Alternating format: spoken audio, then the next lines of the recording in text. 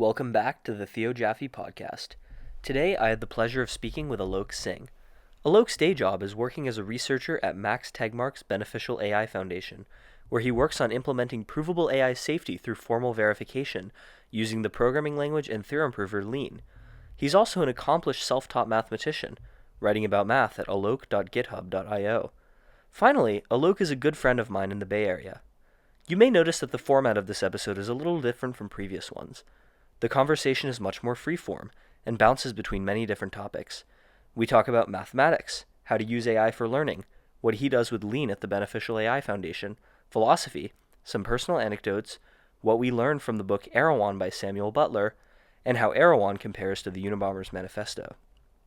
This episode is a good window into what Bay Area Tech Pro conversations are actually like, so I hope you enjoy. This is the Theo Jaffe podcast. Thank you for watching, and now here's Alok Singh. Sure, yeah, we could just start with the informal beginning chat. Um, Yeah, everyone loves a cold open. yeah. Um, yeah, so you mentioned like you have a bunch of stories that you wanted to talk about. Oh yeah, I did. Yeah. You said typing, Elon's demo day, Coral, and the bat. Okay, well, typing. I had typing class when I was like, I don't know, 8 or something, like with a keyboard. And did you guys have that? Yeah, we did. I didn't retain much of it. I type with like 4 or 5 fingers. It's probably bad. I should Okay, learn well, how I to didn't type. retain any of it because what happened was one day the teacher saw me looking down, and so she reset my progress to the very beginning in the typing tutor thing we had. And I found that so demoralizing that I just like gave up on it and just typed like this for the next like 20 years. Well, not 20, until I was about 20. Hmm. Then I started doing programming, and like 4 months of programming at like 10 words a minute is just terrible. And this guy, Steve Yege, has an article, Programming's Dirtiest Little Secret, where he quotes a section from Reservoir Dogs of Mr. Pink talking about how he doesn't tip, and that his advice for waitresses is learn to fucking type. Yege always says things in a roundabout way, but it resonated with me. And at Hmm. the time, I found an old book written in the 60s called LSD, the problem solving psychedelic, which talked about a guy using it for typing. And then I didn't do it for one day on a Sunday. Yeah. And then, like, 'cause I couldn't type, I decided I would learn Colmac instead of QWERTY or Dvorak because the reason's really silly. It's just that I'd seen a cute girl at a hackathon who I've never seen since using it. No deeper reason. Like, maybe it is ergonomically better and all, but that wasn't the reason at all. And within one day, I taught myself to type. I went from, well, not zero, but 10 words to about 70, Hmm. or rather 30, just going with some typing tutor. Like,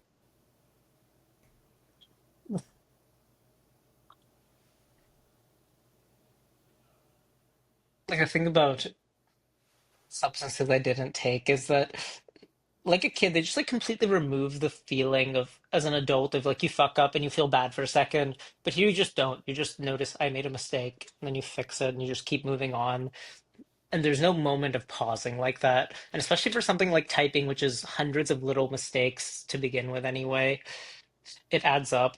So by the end of like 8 hours of typing, I was at 30 words a minute, which is pretty damn good for one day. But then I had these like weird dreams that night of like in I think Call of Duty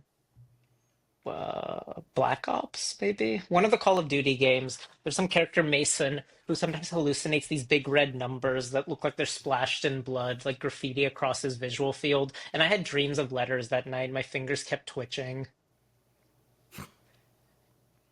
And then to test it out, I didn't type at all for a week, which after a lifetime of not doing it was pretty easy. Dude, I used to like handwrite all my school assignments and talk about a typical mind fallacy. I wondered why people typed stuff. That I was so deep in the stupid hole that I'd created for myself that I forgot that typing is faster.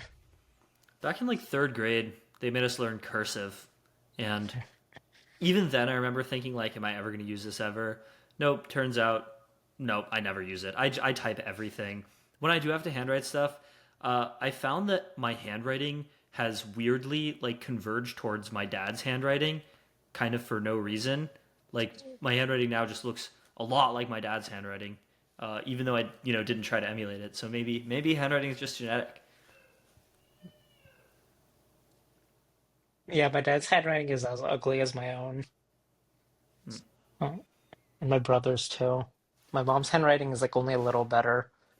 But anyway, after a week of not typing, which is easy after a lifetime of not typing, then I did an exercise again and I was at 70 words a minute, which was very surprising. Hmm. So for the cumulative total of 8 hours of typing practice, I was up at 70 words. Wow. Good Now it's like exponential improvement. stabilized somewhat to like 80 or 90, and maybe another session like this and it could go over 100. But this is pretty fast, so I'm reasonably satisfied. Hmm.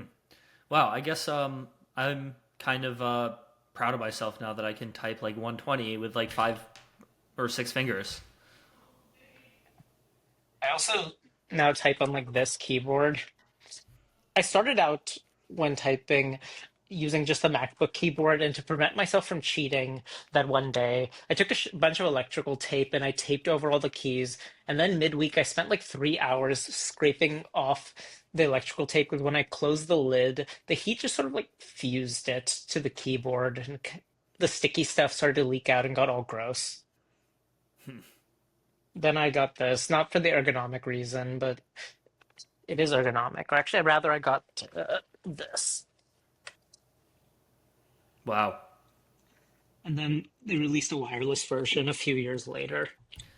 Yeah. I just use a pretty standard Black Widow V3 Razer Black Widow V3 gaming keyboard.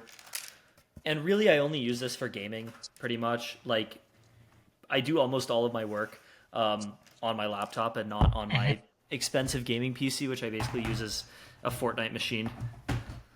Though maybe I should work I on it more. I play Fortnite on the Vision Pro. Really? With a MacBook? You don't need a MacBook. You can do it if you have internet that's good enough, and like fiber or any 100 megs a second is enough. You can get NVIDIA GeForce now and like a PlayStation controller. Maybe you exclusively play with keyboard and mouse, and you could probably set that up. But in my case, anyway, I use the controller, and then I can play it with the giant screen on the surface of the moon. Is GeForce Now like cloud gaming? Yes, that's why you So is need it good slow as hell? internet. Yeah. No, that's why you need good internet. With good internet, the latency is really not that bad. I'm not like such a pro gamer where a few extra milliseconds makes some enormous difference to me, which I'm fine with. I used to game a lot and then I gave it up. Yeah. I have honestly never really gamed that much, which might be surprising to people who know other aspects of my personality. But I don't know. I never got addicted to it. I never got one-shotted by Factorio, as they say. Yeah. I do play like a reasonable amount of Fortnite, but that's like the only game I play. Fortnite and Smash Bros. Were the only video games I'd really played after high school. Played a little bit of one of the Zelda games one night where I spent like 4 hours on it at a party, but that was a one-off. So tell me about Elon's demo day. I'm curious about All that. right.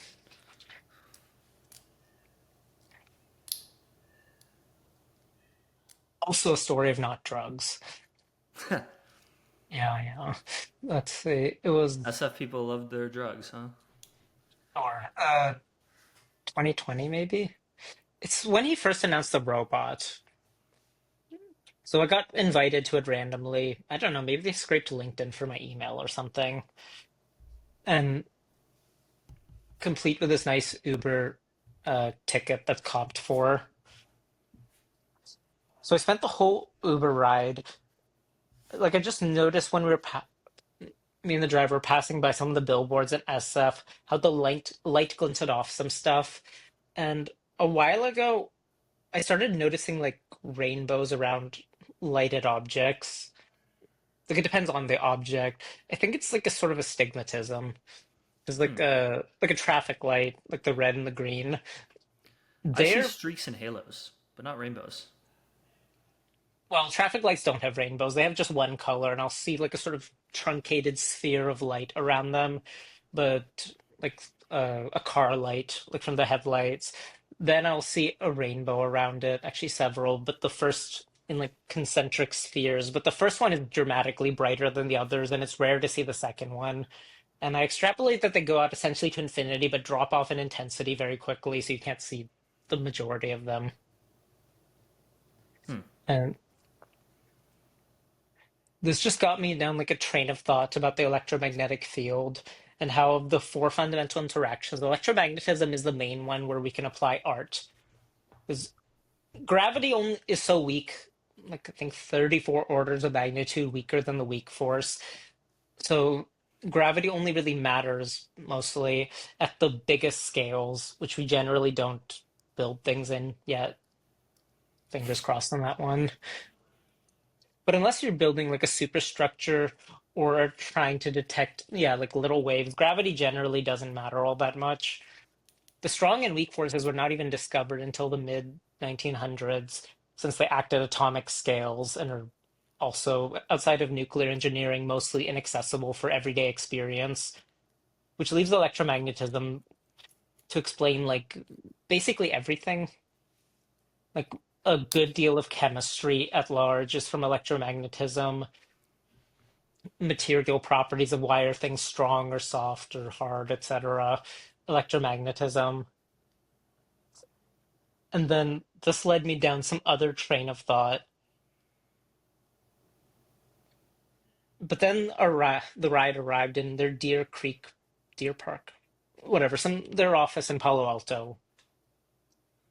And I'd just been talking with the driver a bit at this point, and he asked jokingly if I could get him in. And I decided on a whim, you know what, I'll just try. I'll just ask them. And then when I told him that, he looked genuinely afraid. And I just felt this impossibly large gulf between us. And I felt really sad. Like there was some void that he could not cross, and not because they would bar him at the gate, but like more. Hmm. But I swallowed it and just walked through. Still think about that.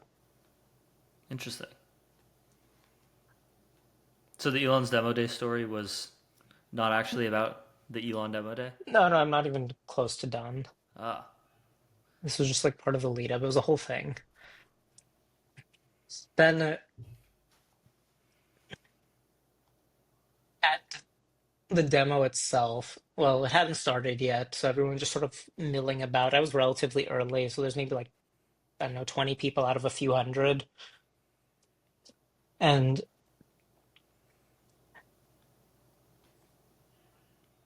like I say hi to a guy who doesn't recognize me at all, and I won't name him. Then their food was really shitty. So like it just had no calories.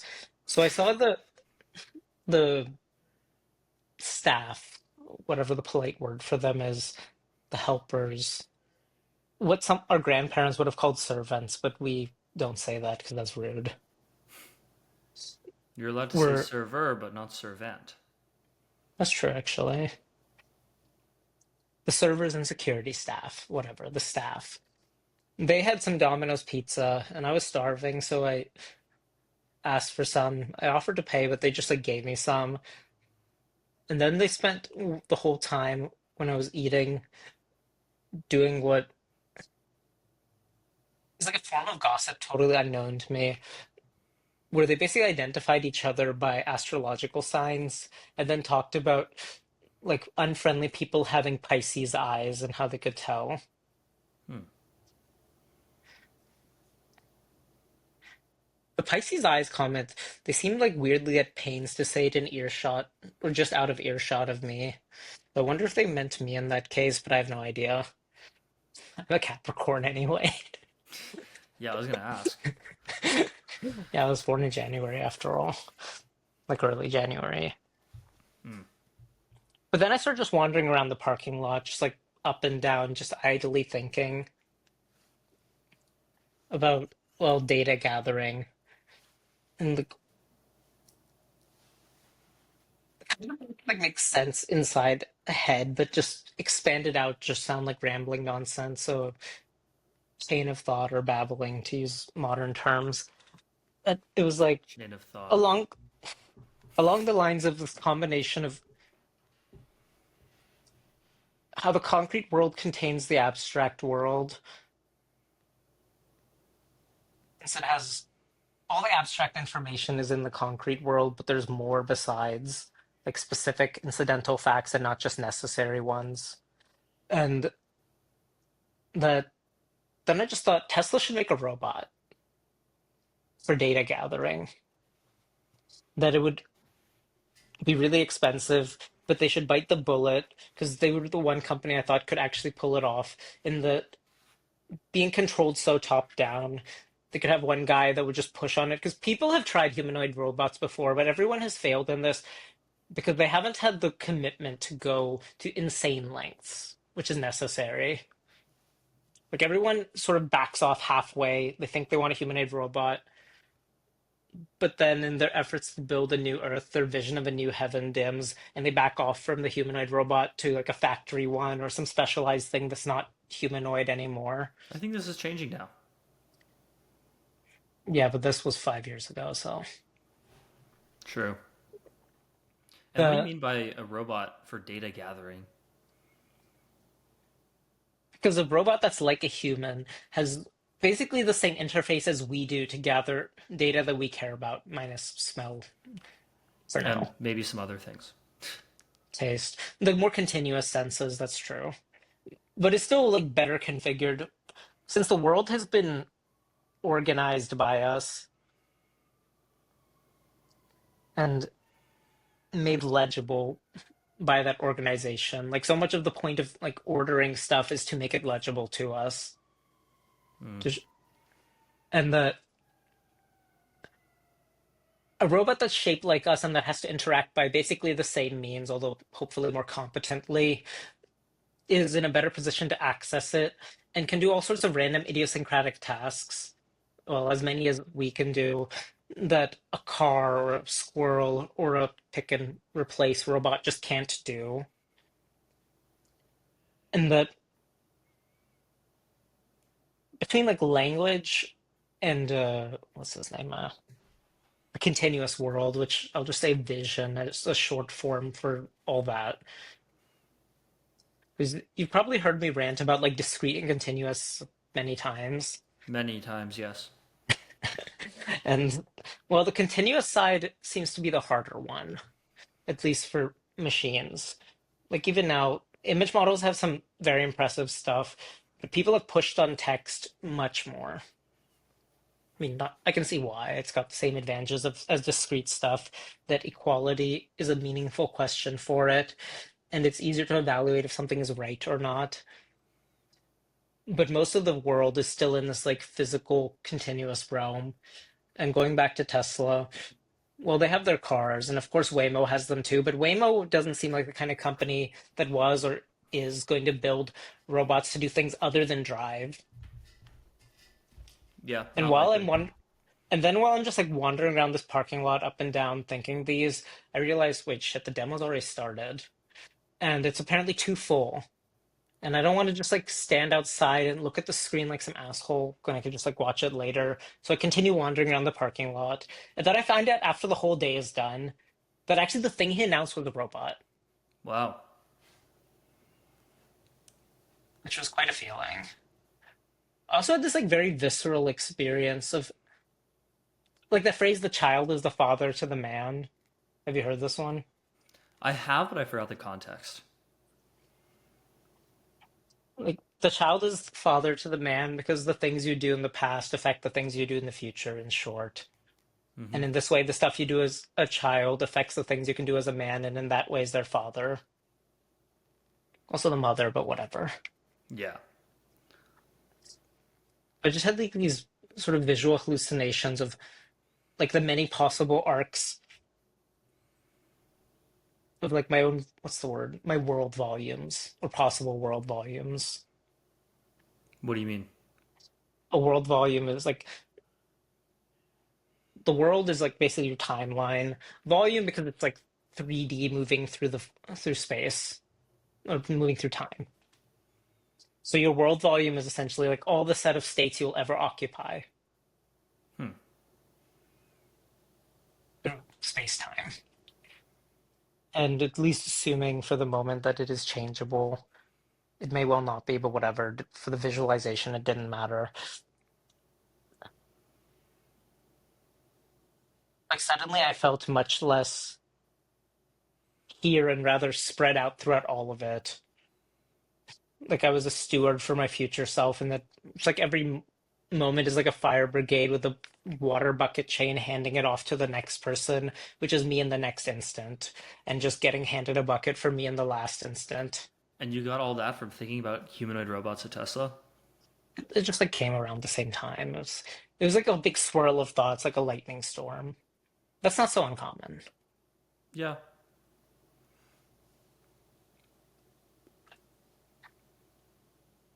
That was a very freeing thought. Like suddenly I felt much, well, nicer to myself. Not such an inner critic. Hmm. If it was directly related to the robots, only incidentally. It also made the overall experience made me more interested in hardware. An interest that I've still only done a little bit with, because stuff takes a lot of time. But it was one of the examples I like to give people about why lean is cool, not the drug kids. I love lean. Lean for Lean for Real is a Playboy Cardi song, right? I I'm maybe I just don't know. I'm not exactly a Cardi fan. whatever, I listened to a few songs. because like Whole lot of because red sky. there's a because there's a song by Travis Scott called Fiend, where a friend of mine sent me Fiend, but it's Indian, so the background beats is like some Indian thing playing, and it sounds awesome. But then there's the joke of what was it? Dravender Srinathan featuring Prabhakar Karthik. Travis Scott featuring Playboy Cardi. Yeah. Prabhakar Karthik, though, I don't know, that just like triggered the grooves in my brain, and I found it endlessly funny. That is funny. Yeah, I'll send you the link actually, and you can listen to it later. Prabhakar, like Bhavtar Prabhakar from the Spider-Verse movie. Oh God.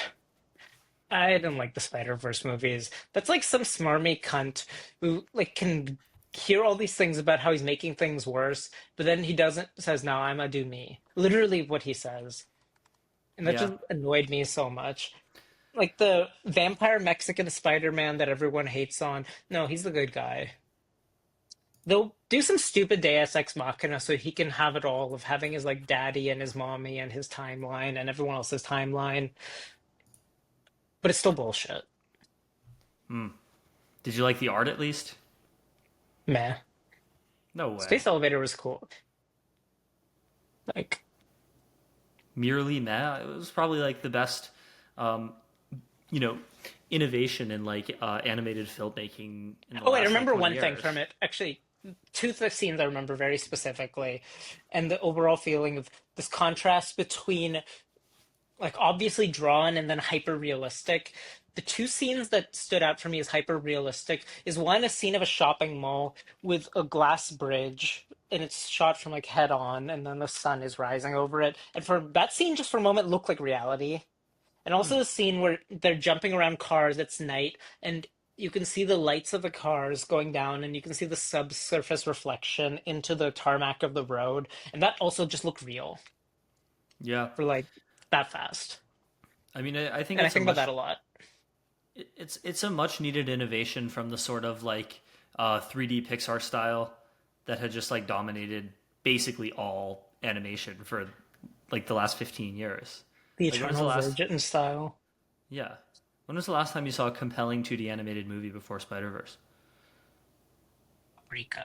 Plenty of Japanese movies, but Japan's special. Sorry, compelling 2D American movie before Spider-Verse. There's plenty of Japanese When ones. did the white man do 2D well? That's a better question.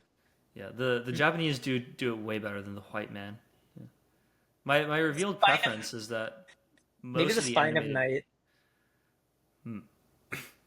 Although the fight scenes on the Spine of Night look like dog shit. Everyone looks like they're moving with broken limbs in soft body physics where they have no bones, which is a contradiction, but whatever. Most of the animated content I've watched has been Japanese animated content because it's good. They do a good job. It's aesthetically pleasing. The stories are good. Oh, I guess another example of like innovative sort of 2D animation or innovative animation in general was Kubo and the Two Strings, which was Japanese inspired. That was American. Yeah, I saw it. It was okay. I sort of remember the story being pretty good. The Wasn't the animation one itself also not like my favorite. claymation though? I just don't like claymation. Maybe I'm biased, but I just don't think that it's It's like one-handed pottery. It's really impressive you can work with one hand, but no, it doesn't look that good. it's technically impressive that you can reshape clay tens of thousands of times, but it just looks kind of creepy. Even good claymation movies, like there are good claymation movies, like Actually, Coraline. Was Coraline clay yeah, or something similar to that? I'm just gonna look it up, but I think so. Stop motion. Coraline wasn't literally claymation, but it was that sort of vibe. Well, if stop motion, I mean, claymation and stop motion usually go hand in hand because you kind of need it. Because if you're live sculpting something. Oh, one movie I liked quite a lot, The Peasants. It's this Polish movie. Technically, It's isn't hand all drawn. animation stop motion? We can talk discrete and continuous, but maybe wait a That's bit. yeah, that's a very good discrete and continuous topic. Yeah, that's one where often, even when like the object of our concern is ultimately discrete and our original conception of it is discrete, it's still profitably round tripped through the continuous. Like of okay, a movie like The Peasants, where the person, the movie is hand drawn and everything. It looks like diffusion in that everything is literally flowing. Like if you watch every moment, because this is hand drawn, there is no two scenes, even when they're standing still, that are actually the same, unless they're reproducing the exact per stroke frame the same, which they aren't. So every moment is flowing, not flickering, because it's not like Is little points of light like a kid's memories. is our perception of time discrete or continuous? Continuous. It's like one of those things that maybe it's ultimately discrete, but is thought of as continuous. Like okay, like like in drawing that movie, well, people are drawing, and that certainly feels, at least each frame feels pretty discrete to them because they have to draw the damn thing themselves. And then there's the ultimate thing kind of is discrete when you think about it for a second, but then the intermediate and what they're shooting for is the illusion of continuity, Hmm. or even a Sometimes you more, can perceive it yeah, a on more ones themselves mathematical use. example would be, well, like things with limits, like say the Taylor series of e to the x, where you could start with a continuous compound interest formula of 1 plus x over n all to the power of n, limit as n goes to infinity. Well, that's n many steps, discrete. But then it's idealized as being some continuous formula, e to the x, which you take a derivative of to get the Taylor series, and then to compute it, well, you truncate the Taylor series. So you started with discrete with this like to the power of n formula, then you just lift it to the continuum, and you work with all these nice properties, including the shifting property in its binomial series, which lets you get this x to the n over n factorial Taylor series. And then you go back down to discrete by chopping the Taylor series to some finite term. Usually like 5 or 6 terms is good enough to get a very accurate approximation. Mercifully, that one converges very fast for almost all values. Hmm. So yeah, let's talk about math. Do you think you sent me this article that was like the most important, biggest breakthrough in the history of math was the development of Arabic numerals, which is the numeral Once I'll system. be like the Hindu guy and say Hindu numerals or Indian numerals. The Arabs did not do anything with the number system in terms of actually developing the numbers themselves. Like, there's this annoying trend of like Indian guys that even Aldous Huxley noted of trying to claim that every invention is made by, of course, invariably ancient India, which I fucking hate. But this Who one actually was was. We was yogis and shit. yeah, on God, Well, not my ancestors. They were farmers. But true. this one they deserve credit for. Like the same article mentions that of number systems, that the Indian one, or the one we use now, has three aspects, which all other civilizations, including present ones, had at most two aspects of, and most were lucky to get even one, which is that the numerals have no intuitive association with their size. Like the numbers 4 and 7, when you write them out, 7 doesn't look bigger than 4. Whereas if you did tallying, it definitely does. Hmm. Because the problem is then, if you don't do that, this is not a logical requirement, but it's a psychological one where invariably people will use like a dot or a line for one, and then what do you do for two? Well, two dots or lines. And Yeah, that's Chinese. yeah, E, but they cut it san. on. Yeah, but after 4, they cut it off and start using ones that don't look like anything special, which is good. But most primitive civilizations, and Ifra's book goes into like painful detail about all the primitive civilizations and how they just end up in the local minima of tallying. Because tallying is a base 1 system, and because all of like multiplication's properties become degenerate, because 1 is the identity of multiplication, the fact that, okay, you can fit 1,000 numbers into 4 base 10 digits because log 10 is just lost. Like you don't get this exponential compression, and so long numbers take a long time to write out, a really long time. Like 1,000 Tallying tallies is takes a while. tallying is still actually good for a handful of use cases. Yeah, a handful, up to 5, like the fingers, a Yeah, hand. That's the problem. like That's at the the nice gym I thing go about it. to, they It's have a like whiteboard. sugar and Okay. sleeping with a hot girl without a condom is appealing in the short term, but it's got some problems in the long. Yeah. So, do you think this was the biggest development in the history of math? Well, yeah, I mean, even now, like if you ask people, well, what math do you use? Most people can, well, I mean, most people can't answer at all, but if they've thought about it a really long time, the only answer they can honestly give is like counting, addition, maybe Addition, maybe addition, multiplication. little multiplication. And like division is already getting beyond most people. No way. Okay, here's the thing. If I randomly at uniform selected someone from the entire world over the age of 10, and they have to add 1/5 and 1/7 together correctly, and if they can do it, you get, let's say 100K, but if they fail, you die. Would you take it? Um, no, but Uniformly at random the whole that's adding fractions. That's not division. score. Yeah, like division is like, okay, like let's say you have like 8 oranges and you have 4 people that you have to distribute the oranges to. So how many oranges do you give each person? Like people sort of Okay, how about if you intuitively have get that. eight? What if you have 7 oranges and you have 8 people? Okay, whole number division. Yeah, like Motherfucker. like most people can't do fractions in their head. Most people. Most people can't do fractions, period. Hmm. Like it's polite to pretend otherwise, but I don't believe it. So you think that the median person over the age of 10 in the world is capable of counting, they're capable of adding, basic multiplication, and like maybe basic division of natural numbers, and that's it? When they evenly divide things, or are like very common fractions, like half and a fourth, and even the fact that like 1/4 plus 1/4 is a half, I wouldn't expect them to be able to arithmetically grasp that. If I put like one Maybe fourth if of they're something cooking. in front of them, yeah, but I wouldn't expect them to like know it in the same way they know like 7 plus 3 is 10, like that. If they cook with recipes, they get it. Or like, oh, this recipe calls for Do you two know how to cook? tablespoons.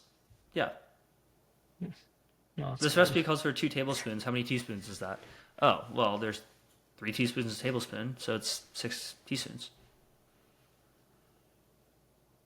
I've seen my mom cook. My mom was like an engineering manager, and even sorry, mom, I shouldn't disparage my bloodline on TV like this. Hmm. I don't know. But Maybe no, I maybe don't we're think the average typical. person can do fractions. Are we just typical mind fallacying here? Am I just typical mind fallacying here? I mean, I certainly am not, because if my typical mind, judging by the people I hang out with, is that the average person knows multivariable calculus, which is definitely not true. Yeah. Or like just basic real analysis, not even complex. That would be. You think that the Don't- median person you hang out with on a regular basis knows real analysis? No, but I think the person I hang out with has at least heard of it, which I don't think the median human have Yeah. at all. Not even close. I don't think even like the 90th percentile, whatever, the top 10%, the cutoff there has heard of it. I didn't even tell you. I'm finally taking math again. I'm back on my math grind. I'm doing Really? differential Like what? equations. Again, non-standard analysis, bro. It's the way. Worst thing about it is the name. What is non-standard analysis again? You can extend the number system one more time, which should be a familiar theme. Because, when we're little kids or embryos, really, we know like one, two, three. And then eventually you learn you can just keep counting. So infinity kind of gets tacked on. Then zero, then negatives, fractions. Actually, fractions come kind of pre-built in, the simpler ones anyway. Negative numbers came later. But then like irrational numbers, we have a pre-formal understanding of the real numbers. So some idea of a number line has come from the very beginning, but not much mechanical understanding of it. Like the idea of an irrational number, considering how many people still argue if pi is 22/7. Even my own dad. I had to explain to him what a transcendental number was and Isn't an that like irrational number. easily like disprovable though? So, You can just, Google what is pi and it's like a very long decimal and then you Google what is 22 over 7 and it's a much shorter decimal that doesn't even equal pi after a certain number of decimal you can places. also Google that Claude is better than GPT at stuff, and yet how many people use Claude? Can you actually Google that? Let's see. Is Claude better than ChatGPT? Um, Kind of, yeah, as far as the it answers go. seems to say yes. But like you'd have to know what Claude is in order to Google it. Well, yeah. I have a stack. I use ChatGPT 01 for math and advanced coding stuff, and I use Claude for everything else. Word solver, shape rotator tasks. Right, anyway, going back to what is non-standard analysis. So we play the game of like completing the numbers, and there's a practical point to each level where the point of zero is to like round out or to really make it possible to properly do addition because it's the identity of addition. And without zero, negative numbers, which allow you to complete addition and finally give an answer to 2 minus 3, which certainly I thought as a little kid is impossible. You just can't do that. And now it's to me, it's like the act of identifying with addition and negation is just so intuitive that it's easy to forget that they're separate operations, really. But without zero, the operation of negation doesn't even make sense because the defining property of a negative is that adding it to the thing it's the negative of is zero. A property pretty easily explained for fractions because the number one, the identity for multiplication, happens to be like maybe the most intuitive number. Like if someone the concept of one, it's just over before it even began. What? Like if a human cannot grasp at some like Oh, I see. pre-formal level the concept of like one.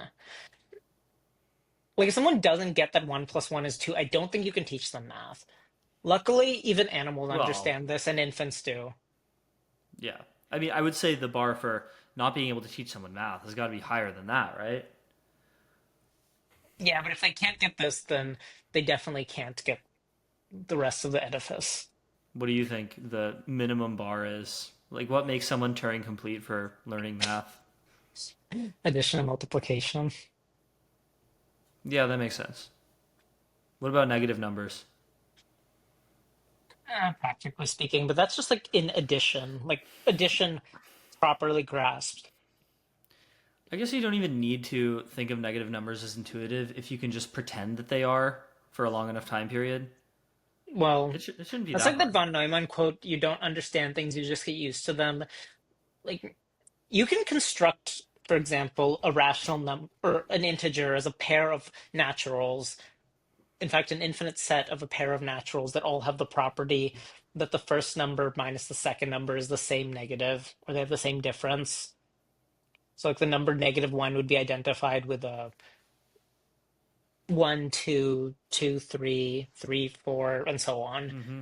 as an equivalence class. This is like a formal construction that actually, if you can understand a negative number, you can definitely understand. That doesn't guarantee you can understand the construction. And if you could understand the construction but not a negative number before you saw the construction, you're like some weird mutant.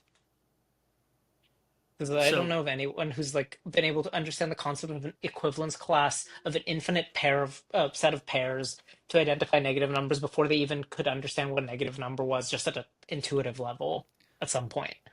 But you like absorb them, and now negative numbers probably feel like kind of familiar and at least sort of well, real, or let's it say does kind of make actual. sense. Like if you have pairs that are like 1, 2, 2, 3, 3, 4, like you already kind of Yeah. know that like the gap between each of those is 1, Yeah, and right? if you So if didn't you know if that, you then this construction subtract would make no sense.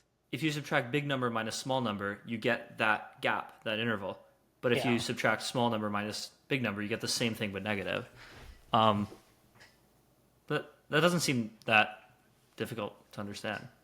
Now your typical minding. Anyway, Okay, you can get integers as a pair of naturals by doing this construction, and pair then of you can get naturals.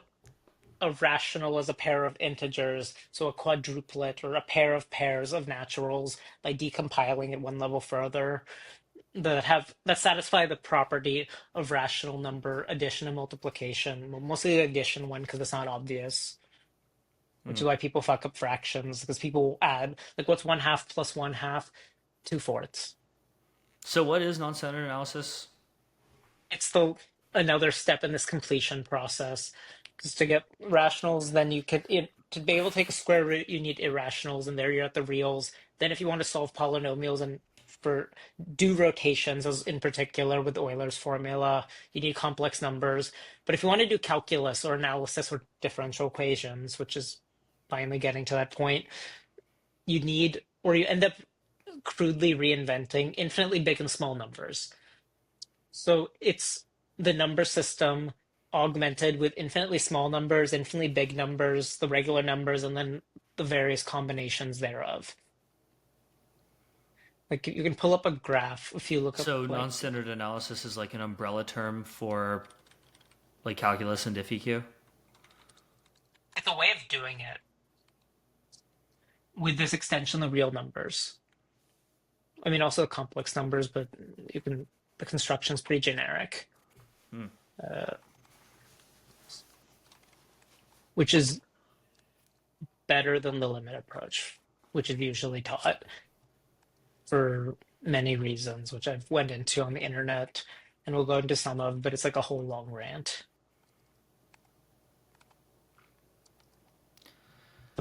Yeah, I Doesn't let me mean, send pictures. Yeah. I'll personally, I'm send it to you on excited Twitter. for Yeah. reasoners to continue to get good enough so that they can just teach me like real analysis.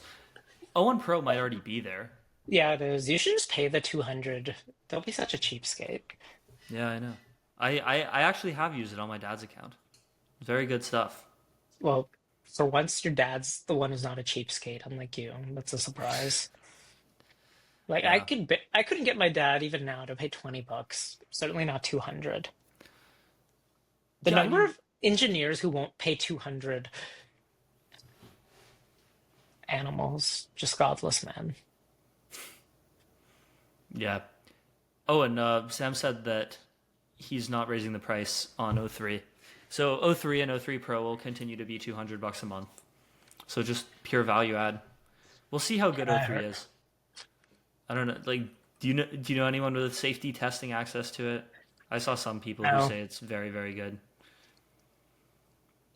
Like what, on Twitter or personally? People that I know personally on Twitter. Of course. Well, not yet. For O3 Mini. O3 Mini is the speed that excites me. But I think for me to get satisfied, I will have to try the full thing. So that has what I really want. The Like full pushing the full edge of thing is like a gazillion dollars. if you can write me a paper. 'Cause I've Well, got it costs like ideas. 1.5 million just to solve RKGI. How many questions was that? Actually, don't know. I think it And was on the also, order of like I mean, they'll be providing 200. something that they will call the full thing, and I think that'll be plenty good. It'll be certainly like noticeably better than O1 Pro, I would hope. Yeah. Because O3 Mini is probably not going to be as good as O1 Pro, but a lot faster, which is nice. Mm.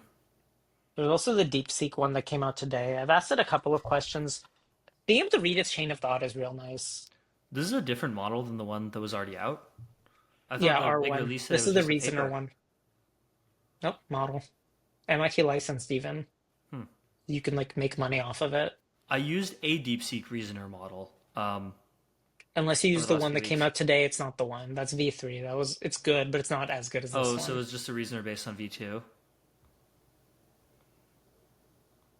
I think it's based on V3, but I have to look at their paper. In any case, its performance is roughly comparable to O1, but you can run it locally if you've got the compute, and How much it's certainly compute a do you lot need? cheaper. I have What is a that? mid quality Nope. GPU for video games. No, more than Hmm. that. How much does it take actually? The model is full one is like 800 and something, 71 billion parameters. Although you only have to be able to load up a slice of that, but I think the slice is still like quite large. Hmm. We'll just ask Perplexity. How much VRAM to run R1? Do you think O3 will be substantially better on word cell tasks? Because it seems like a lot of people are skeptical of reasoners because they think that the RL on them only applies to like easily verifiable tasks like math and programming. Because it's like hard to do Yeah. RL for something you can't specify a reward for, like poetry.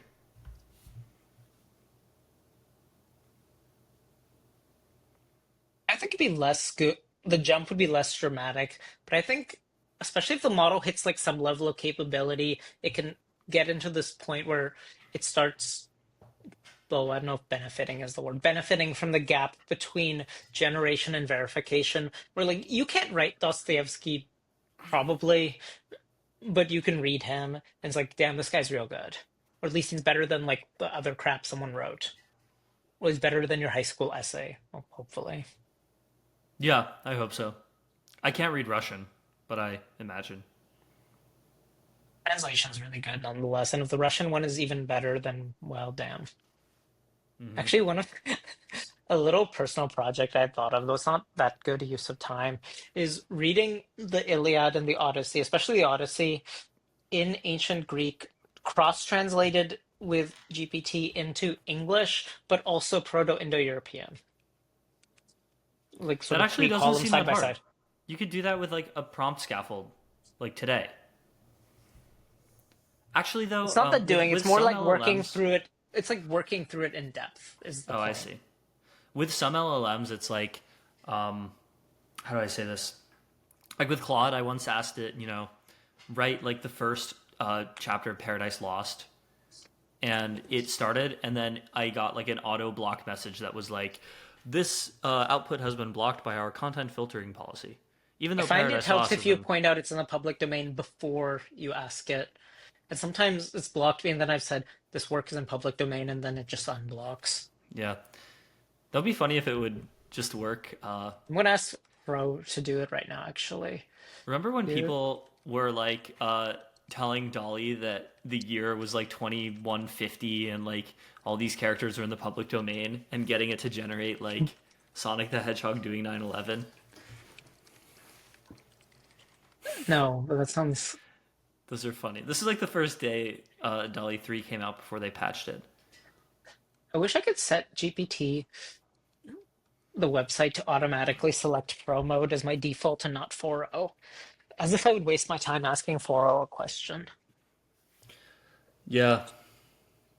I think O1 is actually like only marginally better than 4.0 on these word cell tasks though. And I think on some benchmarks it did even a little worse. I find Pro mode to be quite a jump. Hmm. Actually, I want to ask Pro mode. Well, another question near and dear to me. Explain non-obvious benefits of non-standard analysis. And I can give you one myself while it's Mm. generating. You know, Quentin Which, Pope, a former Theo Jaffe podcast guest, and also guy I follow on Twitter, was tweeting about how he was getting O1 Pro to generate fiction, and it would just keep like reusing the same words.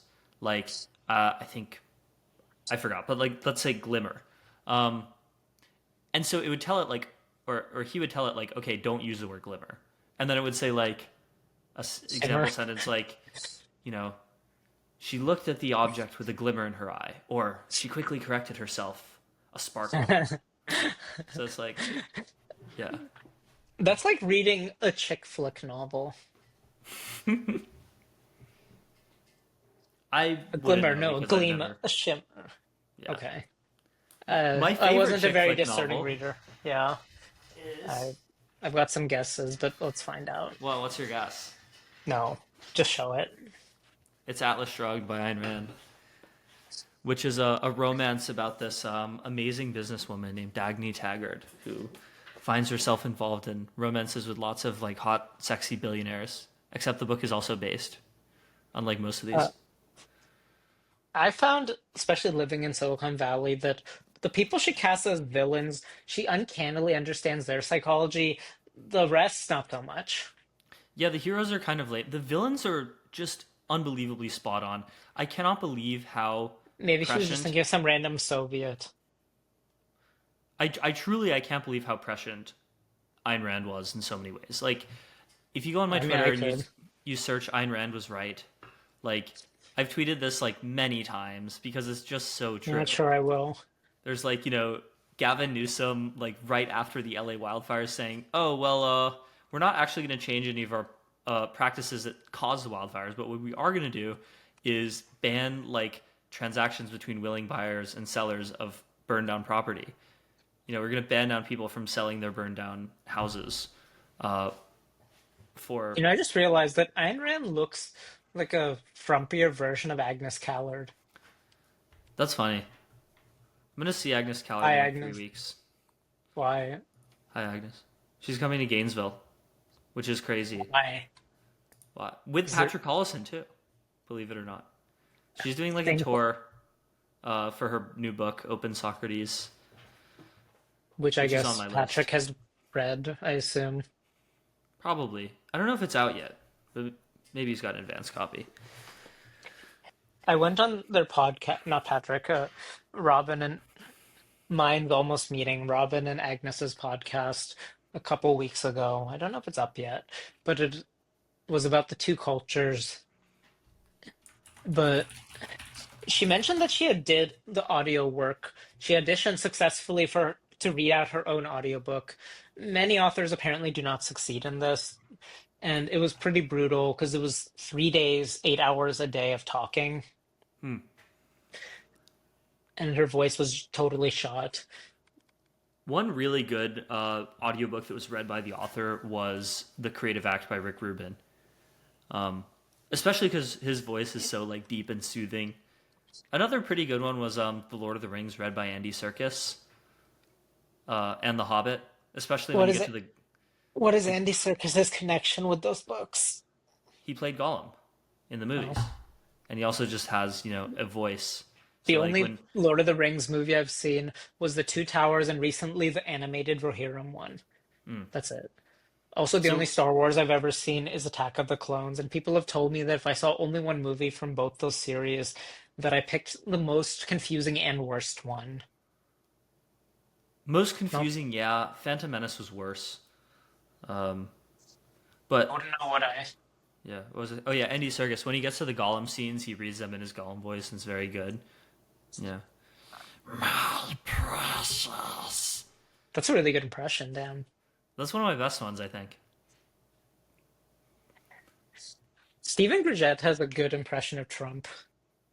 Yeah, I've heard it. I've heard it. I think I do a decent Trump also.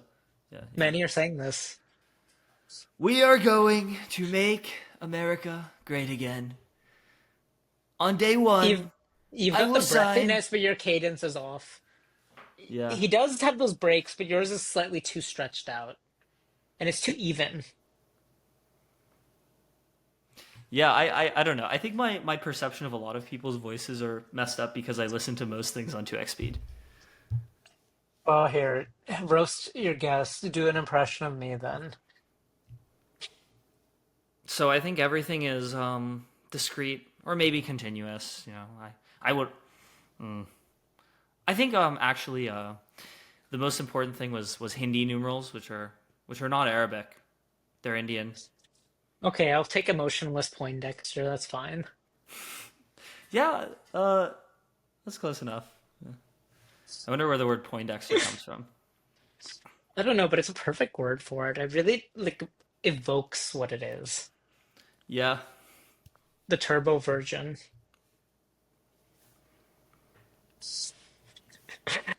So, Yeah. so did the Owen response finish? Yeah, it did. I'll read it out in a sec. Just texting my dad real quick. Nice. This is really amazing. Fully automated podcasts. The guest just reads Owen. With commentary. That's kind of what Notebook Also, LLM is. I'm also wondering if O1 or I mean if GPT has been trained on what I've said about non-standard analysis because I swear to God I can like feel my voice in it now. Just like a Hmm. hint of it. Interesting. I mean, this is what Gordon and Tyler Cowen think. Oh yeah, I saw some tweet that was like, you know how Biden and Harris sort of inexplicably, like the last few days, tweeted like, the Equal Rights Amendment is officially the law of the land. We proclaim, Yeah, yeah. even though the National Archivist did not approve this, and the amendment ratification deadline expired a while ago. But someone said it's possible that this was for the LLMs, and I mean, it's probably not true, but it sort of If makes so, sense. if so, I respect them more actually. Yeah, yeah. But like, the president declares this thing that's not actually true, but we officially declare it. Yeah, this is The going in the previous waves. president and I guess the current one, well, the previous and current one, and the one whatever Trump and Biden, especially Trump is the master of declaring things true that aren't. Yeah. Like I know he's popular among a lot of the people we hang out with, but he still like lies all the time, Hmm. obviously. Obviously. Yeah. I did. Okay. Just let me screen share so I can read it out a little easier.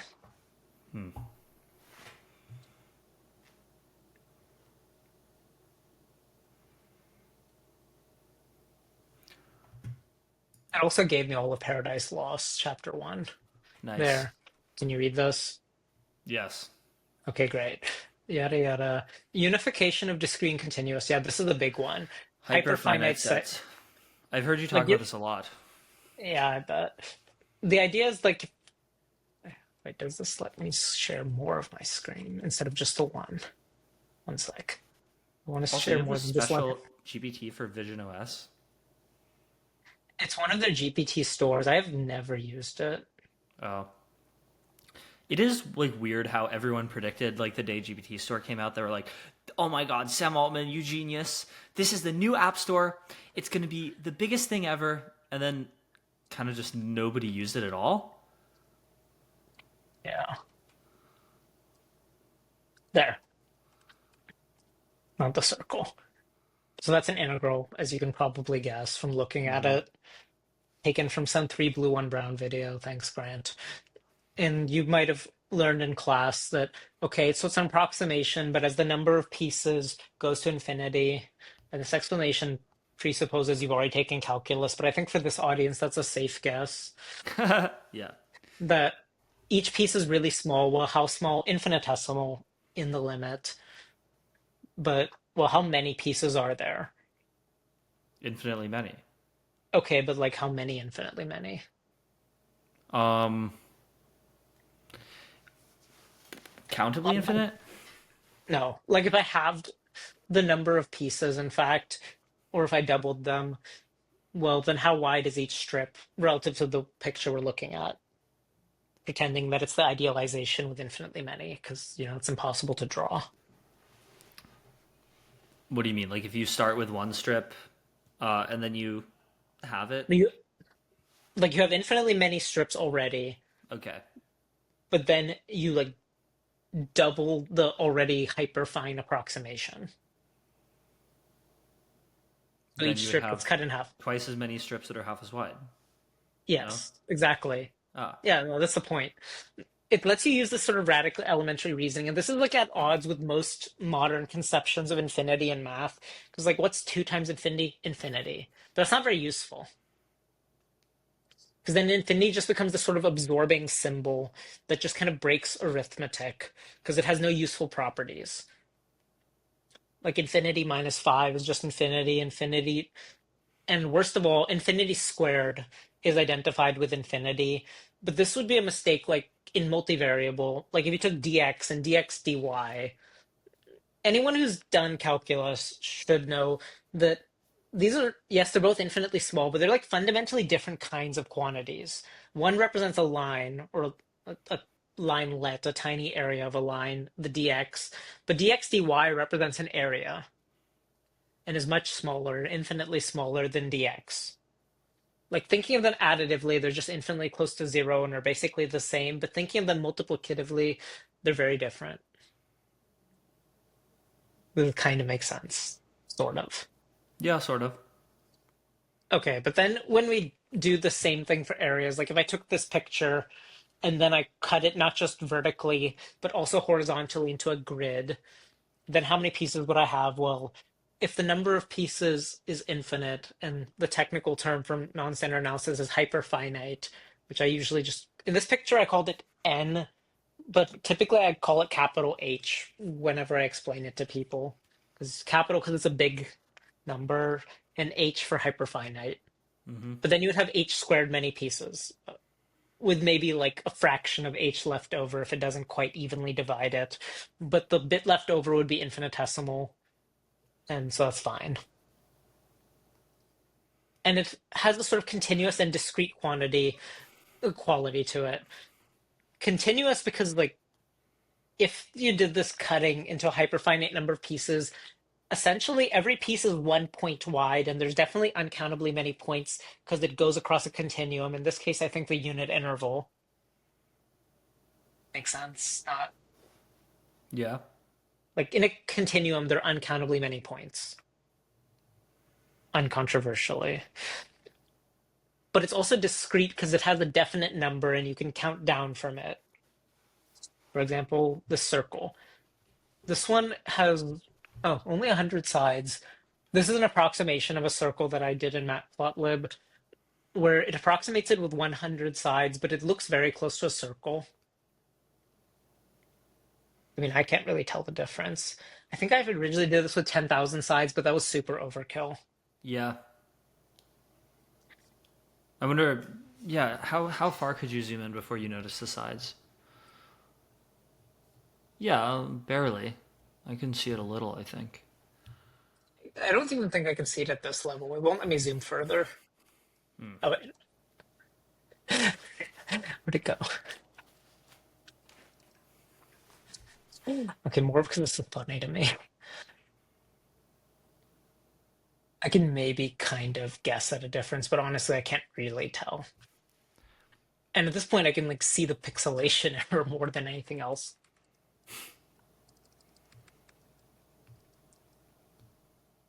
And this gives a good picture of what's going on. So that's the number line. And for any given number R, it has an infinitesimal neighborhood around it, like that William Blake poem about a world in every grain of sand. Because around every point or standard point, like if you take the unit interval or any interval really, and you look at it from any finite distance besides zero, it just looks like this unbroken, infinitely long line, right? Yep. But if you zoom infinitely far away, it'll look like just 1 point. But all the stuff is still there. So it's actually a line, but a very small one, relatively speaking. But if you zoom in infinitely close, it will split apart, and what looks like a continuum will become discrete.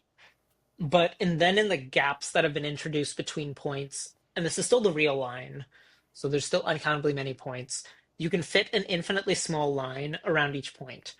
But you can do this trick again of zooming in to infinity squared, and so it's split apart again, and then you get an infinitely small squared line, and then again cubed, and so on. So whether something looks discrete or continuous is actually partially dependent on the level of zoom, like from the relative distance you're looking at it from. So what are You the get the sort rest? of braiding effect. Yeah, What did the rest of the O1 Pro response say? Was it all hyperfinites? it started with that because this is like the biggest missing concept in standard math, that because infinitesimals have been pretty well absorbed through various formalisms, like at least four of them. There's synthetic differential geometry, dual numbers, there's schemes. Mm, there's like the Levi-Civita field and various non-Archimedean fields. Okay, there's probably more, but there's many conceptions of infinitesimal. So those are pretty well absorbed into mathematical mainstream. So there's not much alpha. But the opposite idea of an infinitely large but definite fixed number is just missing.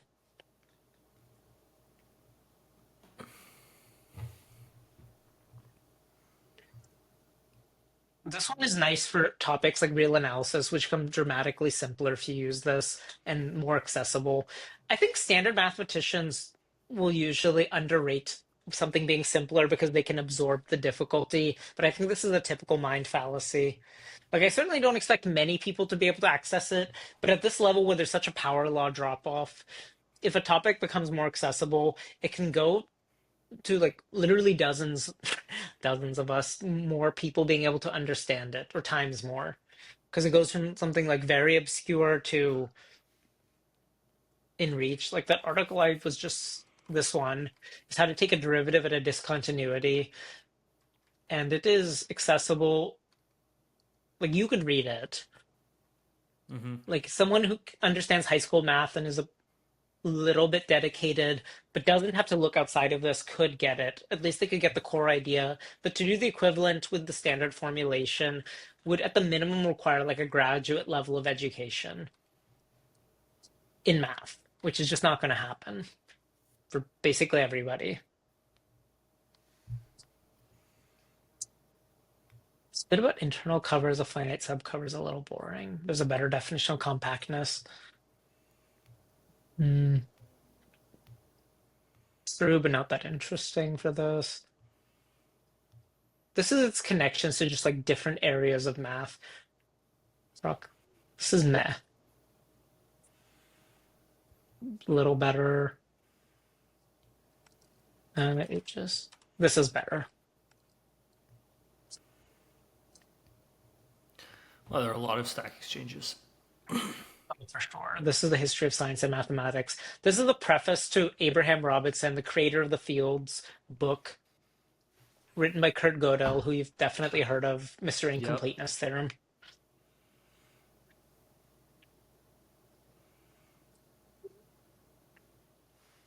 I was quite happy that I thought of this reason by myself long before I ever saw this quote by Gödel, because I absolutely agree with it. That the best reason is that it's a natural continuation of the number system. And the number system is, well, our most successful abstraction. Like it contains every previous bit of the insight about the number system. Because like when we just had whole numbers, positive whole numbers, and then someone comes along with, well, there's this new thing, zero. Well, all it's a successful abstraction because well, all the old stuff is still there, and you can just ignore zero if you want, but maybe you'll find it useful someday.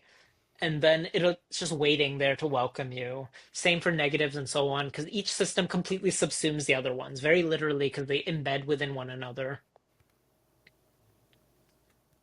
And this embeds as well, because you can take your standard conception of numbers and then fit them inside the non-standard conception of numbers. Because all the standard numbers are there, but now there's infinite numbers, infinitesimal numbers. So it fills in these gaps you didn't even notice. It fills in this far away, remote, infinite part you didn't know was there. This one is more technical, but is a very good reason. Like Zeilberger is an ultra Continuous finitist. mathematics is approximation of the discrete one in contraposition to the traditional point of view. The notion of a very big set is very important. Very big A very big finite finite set set is very important. And the definition of a hyperfinite set in in non-standard nonsense. analysis is an appropriate formalization of this notion. And one of the only formalizations of this notion. So, Like what? Yeah. what does this have to do with differential equations, though? Because I mentioned, I'm doing elementary differential equations, which is ordinary, but not partial. I think Well, we yeah, haven't really like done much yet. It's like the only thing we've done so far really is like classifying.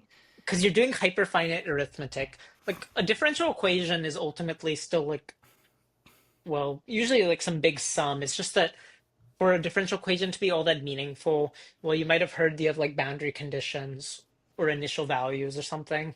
Hmm. Like imagine a flow like along a river. Like you start at some point and then you have a little bit of momentum from the water flowing. So you flow in some direction for an infinitely short amount of time. And because the flow is assumed to be continuous, the infinitely short amount of time can only carry you an infinitely small distance. This is like quoting the non-standard definition of continuity, which is also just the intuitive one. And this is why derivatives are useful because they turn the nonlinear into the linear over a short enough distance. And so your differential equation, your flow, this continuous thing, is broken apart into a hyperfinite number of pieces, each of which is just a tiny linelet, which is essentially discrete. And then you have this like enormous chain of them all linked together as a sum. And so you're dealing with a hyperfinite sum where each piece happens to be infinitely small. So it adds up to something finite in the end. Or yeah, finite. Hmm. Limited. So, uh, let's talk about math AIs, Yeah. which is one of the topics of the day, especially with R1 coming out. Um, So, do you think that at this point there's any chance that like a human will solve a Millennium Prize problem before an AI? No. No chance at all. I mean, some chance, but I don't think it's going to happen When do you think an AI will solve a Millennium Prize problem for the first time? within 10 years. That seems like a longer timeline than I expected from you. Maybe I'm just being a coward. Yeah, so you think that Within it's 7 years. not Well, likely that a actually, human will solve one within 10 years? well, let's take a look at the We solved Millennium one of Problems them. again. Fermat's theorem was Millennium Prize, right? No, we did solve one, but it wasn't that one, and it wasn't one of them. The Poincare conjecture was one. Oh, that one. That was that Perlman? Well, Yeah. yeah. Well, even to just quote the Wikipedia I'm reading right now, he started working on it in the 90s. So his proof took approximately, let's say like 8 years or so, maybe That's a 10 or long chain of longer. thought. Yeah.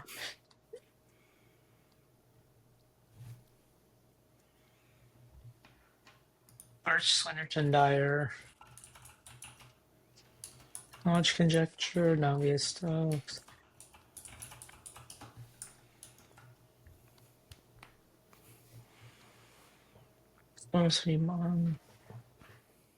I no longer So know is how much progress has been made on each of these problems. Often there's partial progress for many cases, but usually the thing that would be needed to solve the core is just like not there. And I can very easily guess that it would take, yeah, 10 years or more, a lot more maybe, to get at the last piece. hmm. Yeah, I mean, a lot of people seem to think that um, Millennium Prize problems will get solved like within the year. Well, if I think this year, I doubt that. Like all it takes is, according to them, just scaling up RL. I mean, And maybe, but like they might be underestimating the scale. true.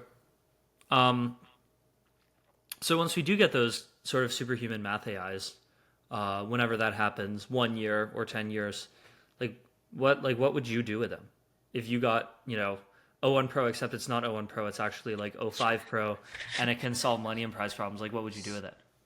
Use it to learn more math myself. I mean, this was one of the nicer things about getting into math late. Like, I got nothing to prove. I did this for the fun of it. When I started math, I knew there were people who were way better at it than me. When I finish with it, there will be people in machines way better at it than me. That was never the game. When you Certainly, finish? well, the universe will burn out eventually. Yeah, I guess. But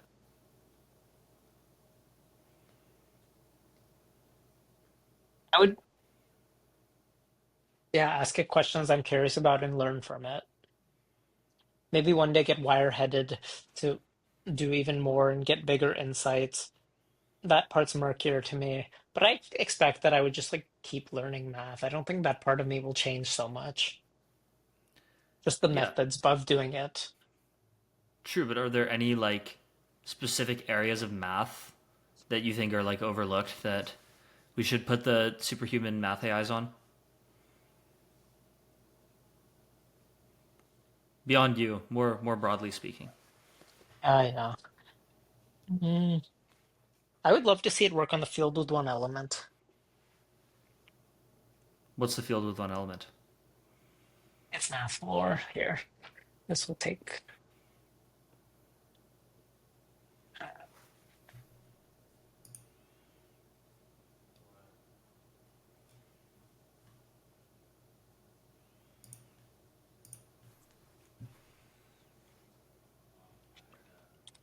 a field in math. Are you an Arc browser? Yeah, for now anyway. Is it actually good? I can't Yeah, it's get off pretty Chrome. whatever. Anyway, the field with one element. A field Jacques is a Tits? set. He's yeah, he's French. That's funny. Okay. It lets you fields are sets with arithmetic defined on them. They're closed under addition, multiplication, subtraction, and division. And all the finite fields are the numbers mod a power of a prime. More importantly, numbers mod prime numbers. So they always have a prime power number of elements. So there is no field with 6 elements. There's also no field with one element, at least not a field as per the usual definition, because it requires it to have 2 identity elements, which cannot be the same, of 0 and 1 for addition and multiplication, so they can have closure and therefore subtraction and division. But nonetheless, there seems to be stuff that hints that such a thing exists, but it will require redefining what a field is or extending the concept in a way that is not clear yet. What actually is a field? Any set where you can define the operations of addition, multiplication with inverses. And addition is just required, it's defined axiomatically. Like it's just an operation. An operation is a function that takes 2 elements. Actually, I could just show it in lean. It's a little easier. Oh yeah, lean. Okay, so I kind of get it. Basically, just does it make sense to have addition and multiplication if there's only one thing? Like, is that what the field with one element concept is? Created by N. Barth. That sounds familiar. Not a field.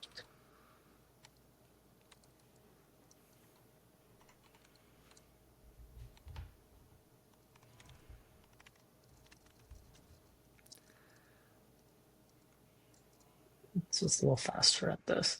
It's already in mathlib lean's library, but this is easier. Okay, so it's you can think of a type and a set as being the same thing. So it's any I'll rename it actually. Set S. So there's a function called addition, which takes in 2 things and returns one thing of the same type. Same for multiplication. There's 2 distinct elements called 0 and 1. Also 0 not equal to 1. This is implied by its other axioms, but I'll just add it explicitly. There's that associate addition is associative. It's commutative. Zero is an identity on the left and the right. Multiplication is associative. It's also commutative. One is an identity on left and right. Multiplying by zero is equal to zero. This is actually not necessary. It's implied by the other ones. And distributivity. This is a big one. This is what links addition and multiplication. Like you have seen this operation, Christ knows how many times by now, but have you ever seen this operation? A plus B, where all I've done is Oh, I've you're still showing your screen on the browser. oh my bad here. I'll fix that right now.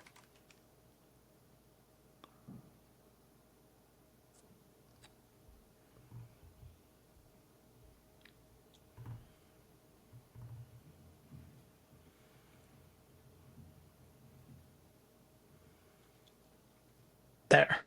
Okay.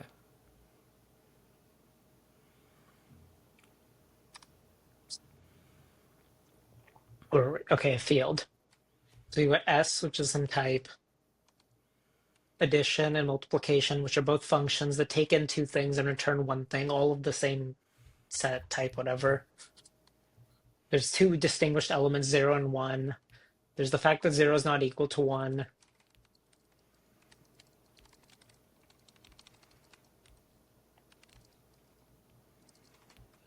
We'll put that lower. So there's the fact that addition is associative and commutative and similar for multiplication, and then the distributive property. Like you've definitely seen the distributive property of like A times B plus C is AB plus AC, right? Yes. You've seen, but then consider if I just do this, where I just swap addition and multiplication. So I turn the times sign into a plus, and a plus sign into a times. Well, this operation isn't really a thing because it doesn't have any good properties as far as anyone can tell. A times B, A plus B times C. Whereas the distributivity gives A a sort of equal affinity with B and C because it gets stuck onto both of them. The same is not true of doing the operations in the inverse order, which is an interesting fact. One of the little asymmetries in math that interest me. So anyway, this is a field. But because 0 is not equal to 1, all fields have, well, at least two elements. And so a field with one element seems a contradiction in terms. Okay, that makes sense. But nonetheless, lots of operations act as if there is a field with one element. I will change this. The Wikipedia article, for example, right there with ABC conjecture, these approximations imply solutions to important problems like ABC conjecture. They said these imply solutions to very profound problems, and they got rid of the word profound, which is cut. Profound is absolutely correct. Yeah. I love the word profound. So what do you actually like use Lean for? Because I've seen people call it a theorem prover. I've seen people call it a programming language. And they use it for both. Well, like what can you actually program with Lean? Okay, here's something I've been working on.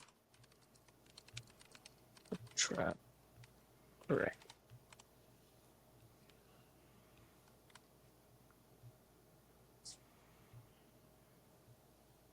This needs some updating.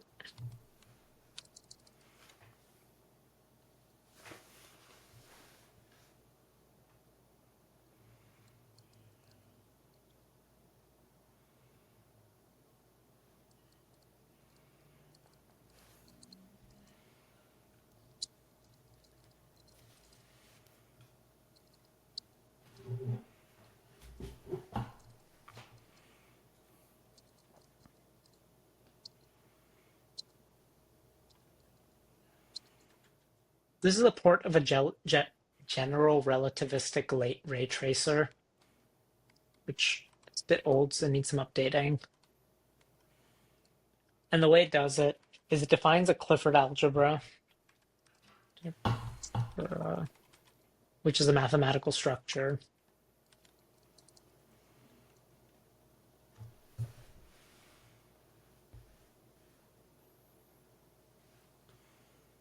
Like have you seen Interstellar? Yes. This would let you do the ray tracing for their black holes and stuff. Okay, that's For cool. example, this is the picture that this guy has ray traced. This whole thing is written in C++, but this guy is obviously into functional programming because he defines idioms from functional programming like monads in C++, which don't really work because the language is not designed for it. The light blue thing in the center is supposed to be a black hole because I guess putting it in black would be a bit confusing. And you can see the way that Light blue hole. it generally relativistically traces because the yellow on the bottom left gets put in the top right, then the bottom right and the middle bit. And at that point, the pixelation makes it kind of break down because, well, discrete approximation, but you get the idea that it's causing this warping of time and space. Oh, and it's spinning. So you So just this is, re-implemented this in Lean? yeah, I'm still working on it, but decent amount of progress. Does Lean So have like graphics renders? someone has written bindings to Raylib, which is the next thing I have to add to it. But I could add, for example, a vec4. They've actually added a proper vector type recently, so I could update this as well. But How did they so I even have define a programming language before without a vector type? Was it just arrays? the difference is that the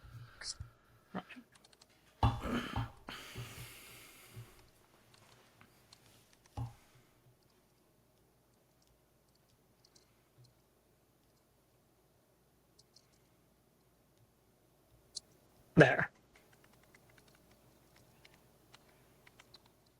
The difference is that okay, coordinates is an array, but an array could be any length at all, except the second field is a proof of the fact, proof of size, that the length of the array, which is the dot size function, is exactly n, which is what's in the type signature. And so a vector of 4 and a vector of 3 and a vector of 0 are all different types. Like say def empty.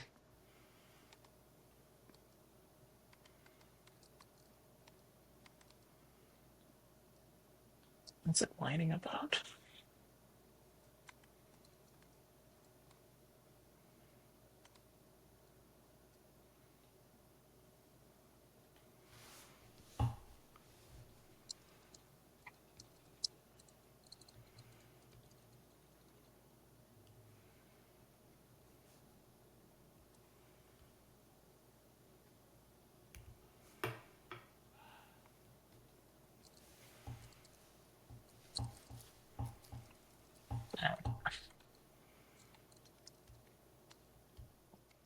Sorry is because offhand I couldn't think of a proof of this fact.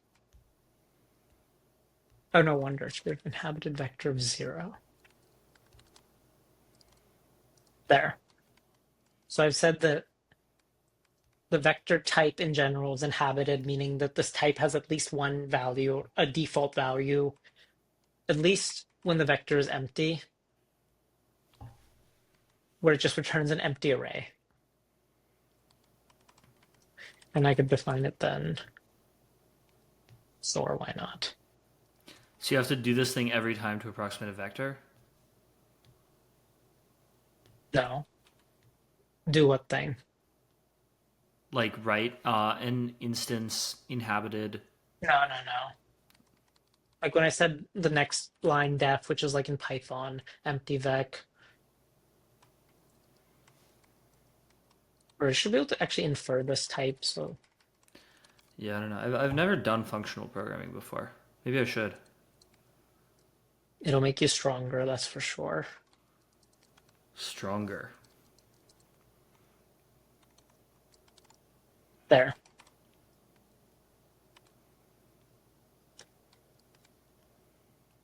So an How do empty you vector. actually use Lean as part of your day job? Right now, it's mostly writing tooling for Lean. The big thing is that it plays well with code generation. Because let's see. What sort of tooling?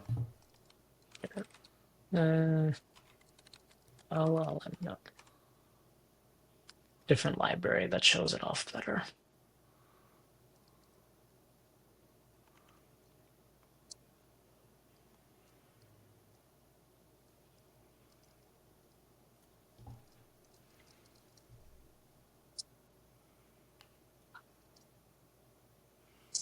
This could also use a bit of updating. This is a linear algebra library. It's like a light PyTorch that I wrote with a friend. Mm-hmm. So this defines an encoder with a vector type of shape T by V. So like tokens by size of vocabulary. So this is for like doing ML with lean. Yeah, in pure lean. Why would you But do this ML is, in pure lean? well, because I get shape checking for free. Because I can define like a matrix type.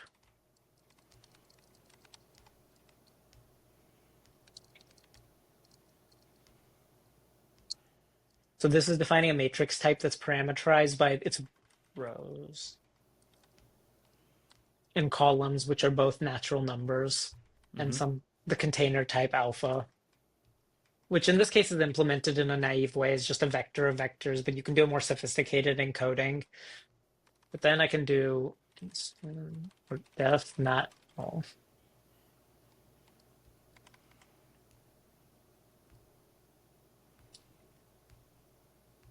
Which should be C1 by C2. It's giving me a matrix of R1 by C2. Start up, damn it. I was probably downloading something for the new tool chain. So the tooling you've made is like an ML library. But, okay, and this would give me a compile error if I do anything that will cause this to not shape check. Hmm. And it's just like part. Oh, no wonder. I think I'm just like low on disk space. Oh, 90. How does this help with formally verifying superintelligence? Because you can write down essentially any property that something should have, at least ideally. And then the type checker and the prover and the compiler are all kind of the same thing, where you have to provide like a proof or construct a proof or have it inferred or have the machine write out one that it has whatever property is relevant.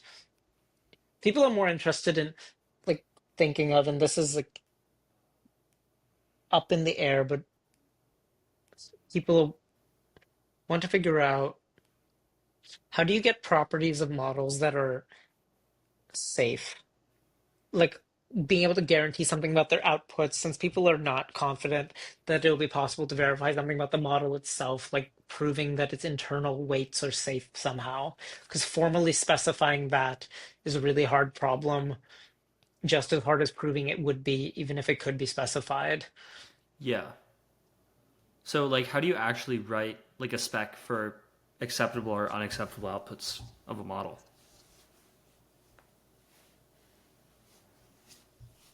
In general, the answer right now is no one knows. The short, though, of like at a more syntactic level, okay, like say you had some function like def good, like float. But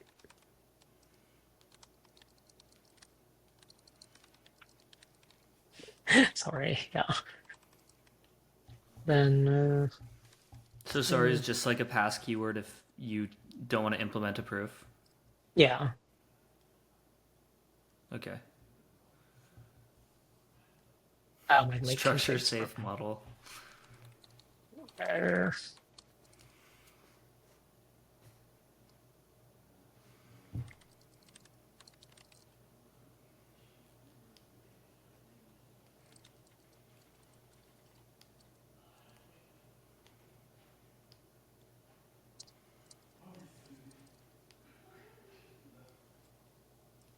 okay. There. It's saying that for all inputs, the good function apply. Should be parsed like this. The and signs are a bit confusing precedence wise sometimes. There. Okay. saying essentially that put this function in certain bounds. Then the onus So is okay, so but like so how is this function implemented? Which is why there's a sorry, because if I knew I'd be filling it in right now, wouldn't I? yeah. But one thing that is more promising is come up with like a proxy measure that's not the exact thing you want, but then you have many proxy measures that are simpler but verifiable, much like how a unit test in coding probably cannot guarantee that your code is bug free. But if your code can pass like 100 well picked unit tests or even 10, it's probably much closer to being bug free than not. Mm, Also, in the worst case, you can just write sorry all the time, and then you just have a programming language which is, well, nicer than Python, just for like ordinary development. Like you don't have to use the proving features, although of course it's part of the draw. yeah. But I think that emphasizing you don't have to use them is actually important because this is part of why functional programming is like better among academic weenies, but not so successful in the real world.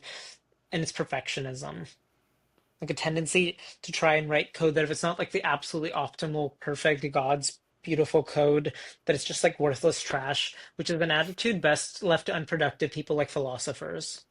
Yeah. I don't know. There was once a philosopher who tried to write a sort of complete specification of philosophy, and we all know what most modern day philosophers think about her. I actually have this. Like, I have a copy of Her book, Rand, Objectivism: The Philosophy of Ayn Rand by Leonard Peikoff. Leonard Peikoff was Ayn Rand's the one like she's fucking.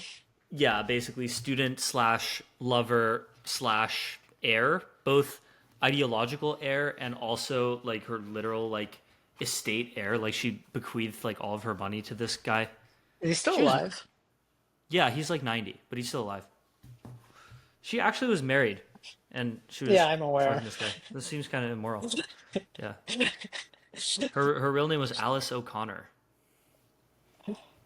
Yeah, and I wonder where the her O'Connor came from. Isn't her she from like? husband Frank Oh, O'Connor. oh, Yeah. right. Her actual like birth name was I think Alisa Zinovievna Rosenbaum. Yeah, that's more like what I thought. Rosenbaum? Wait a minute. Early life check. Yeah. Every Early single life time. check. Oh, I Yeah. see. Yeah. So she like wrote or I guess Peikoff wrote all of these chapters. Um I think Ayn Rand like wrote this sort of official disclaimer that was like until or unless I write something better, this shall be considered the definitive statement of my philosophy. Um, For someone who's yeah, probably ignorant of math, a very mathematician kind of statement. yeah. Until or unless I write a comprehensive treatise on my philosophy, Dr. Peikoff's course is the only authorized presentation of the entire theoretical structure of objectivism. Sounds like Dr. Pyckoff is trying to sell his book, and that he's like at some airport pounding pavement to make a book deal. That is the only one that I know of my own knowledge to be fully accurate. See, that's objectivism. The only one that I know of my own knowledge to be fully accurate, not mostly accurate. There's no room for error here. Yeah, so it's like he tries to derive like okay, he starts with chapter 1 reality where he's talking about like metaphysics and like the basic conception of reality, and then he works all the way up through like our perception, our senses, our reasoning, and then like you know what humanity actually is, and like what is the good and what's virtue and Or happiness. balls, or vast deferens, working the way up. Yeah, and then all the way up to higher levels of abstraction. Talks about uh, government, capitalism, and then art. Art. Yeah, so I actually haven't made it all the way to the chapter on art, but I wonder. Ag- Agnes and I talked a bit about this, not about objectivism, but about how one of the reasons for the two cultures is that people in the arts are interested in these sorts of ultimate questions of like a good life, what's good art, etc. That she and I, for that matter, believe do have answers, but also that they're much more difficult to access than questions of, say, what is a group or a differential equation. The people are interested in making some progress on them immediately rather than building up. I still think that the sciences are more likely to be able to answer such ultimate questions by building up this edifice through things like neuroscience and getting at what do people actually want, and then like mathematical sides of economics, that as much as like the mathier sides of social science are derided, I think they have a better chance of resolving these questions eventually than the sort of endless perennial debates of philosophy. Which is why the phrase perennial debate comes about in the first place.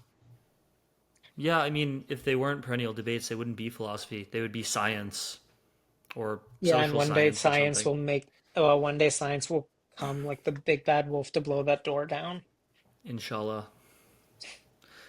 I don't know. I mean, like, can you even scientifically resolve a lot of these questions? A lot of them just seem subjective. Didn't Wittgenstein say, like, most problems in philosophy are problems with the interpretation of language? Eh, What is I what think is so. Like, consciousness? What is the good life? Okay, define good. I mean, I have faith in this. Even like questions of math where people say that you run into barriers like undecidability. My friend Elliot's given me a long spiel on this, and my own impression is, yeah, there's plenty of undecidable questions, most of them really. But even so, there's still progress in areas like set theory, because people find like major cores of theories that just many seemingly unrelated things run up against, indicating that maybe there is like some sort of platonic core. And even for questions where you cannot say in like the same definitive sort of way that something is right or wrong, nonetheless, vibes wise, there's like a clearly right one. And it's not just like a complete matter of opinion, nor is it like, oh, you have to have like a sophisticated taste to understand. I mean, you have to have enough understanding to understand, but not Are much you a taste. are you a Platonist? Is there a world of forms? That's a good question. Am I? Ayn Rand would have said definitely no. There is only the world that exists that we I don't know what I perceive. am. I'm a working man, sort of. Sort of. Aren't we all? Working with head and hands. Like, does the abstract world exist? This, like, to me just seems like totally a like Wittgensteinian problem in philosophy is a problem in the interpretation of language. Does the abstract world exist? Like, what is the abstract world? What does abstract mean, and what does it What mean does to exist exist? mean? Yeah. Yeah. Rand says existence exists. This is like this exact sentence is repeated so many times throughout Atlas Shrugged. Existence exists. I'd forgotten about some of the purple prose. Do you think existence exists is purple prose? The way she uses it. True. Um, yeah, I mean, I think her best writing on a prose level was in the book Anthem. The one where they don't have the word I and they have to discover it.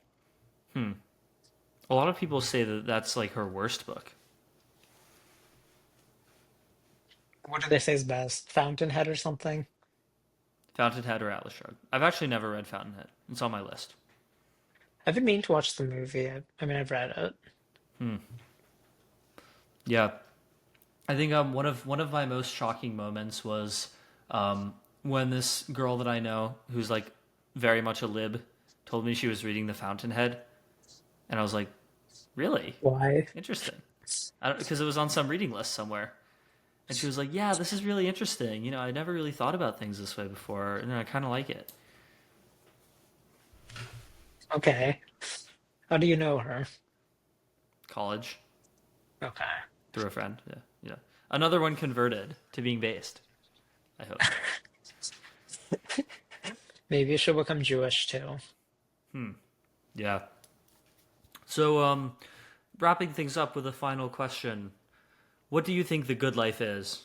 If we are talking about the good life. I just have some vague answer here of like gaining knowledge and power. Like, yeah, I can see this one easily going in some way, but I'm just gonna go with that. Gaining knowledge, I see as a good thing. I think this is what Socrates would have answered probably. Gaining power, though, Beats the alternative. does it? It seems like a Yes. lot of people with power are extremely unhappy. Yeah, but I've met a lot of people without it who also seem pretty displeased for that too. Let's see, like who are the most powerful people in the world? Donald Trump, is he happy? I don't think he's happy. Elon Musk is definitely not happy.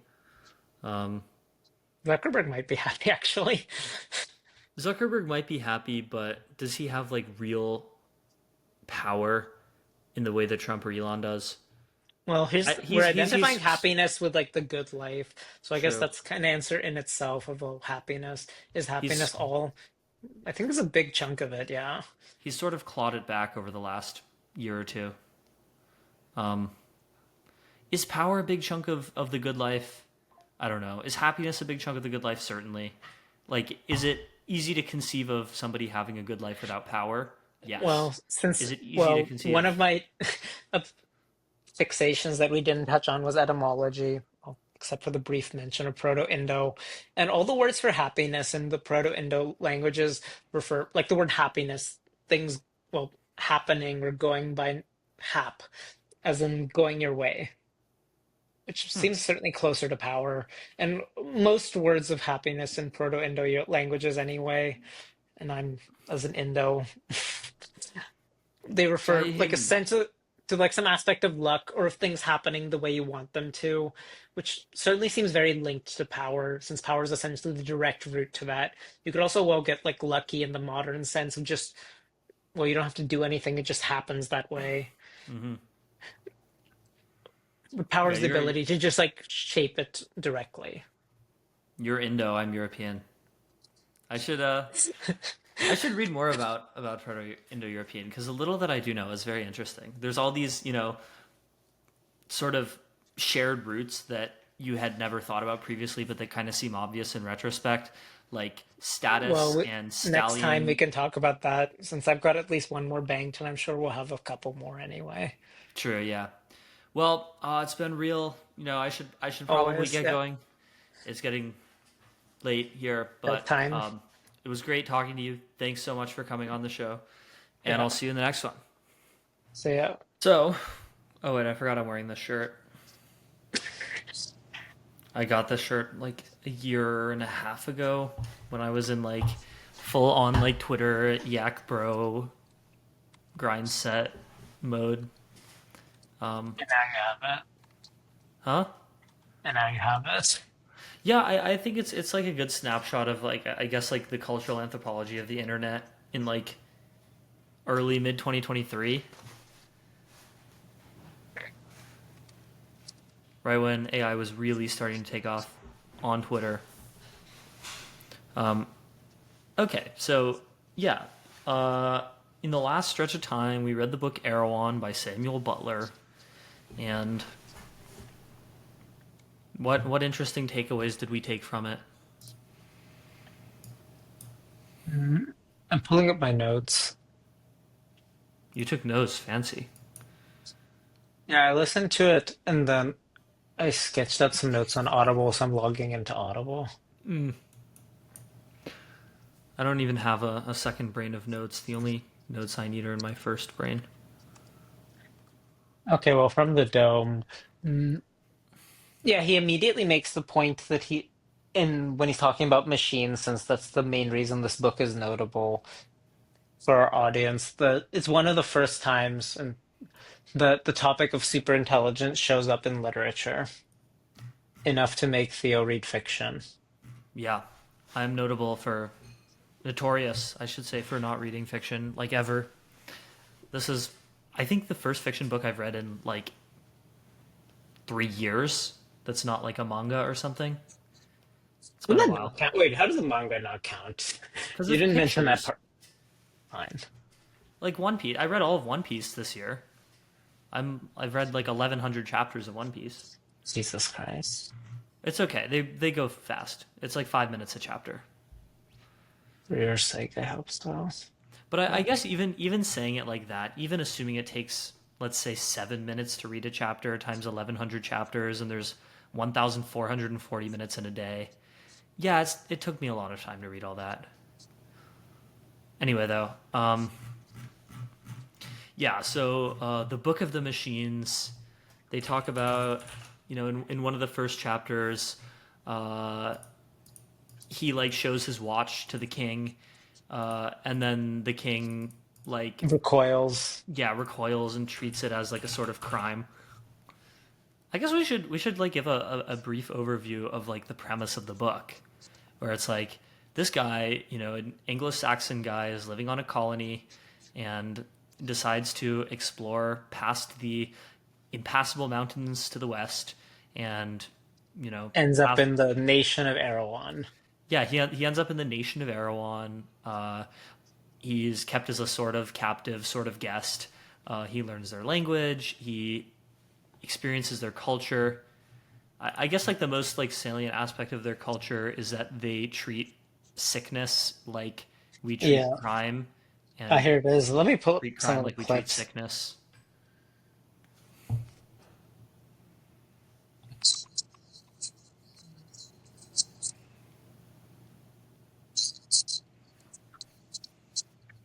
You hear any of that?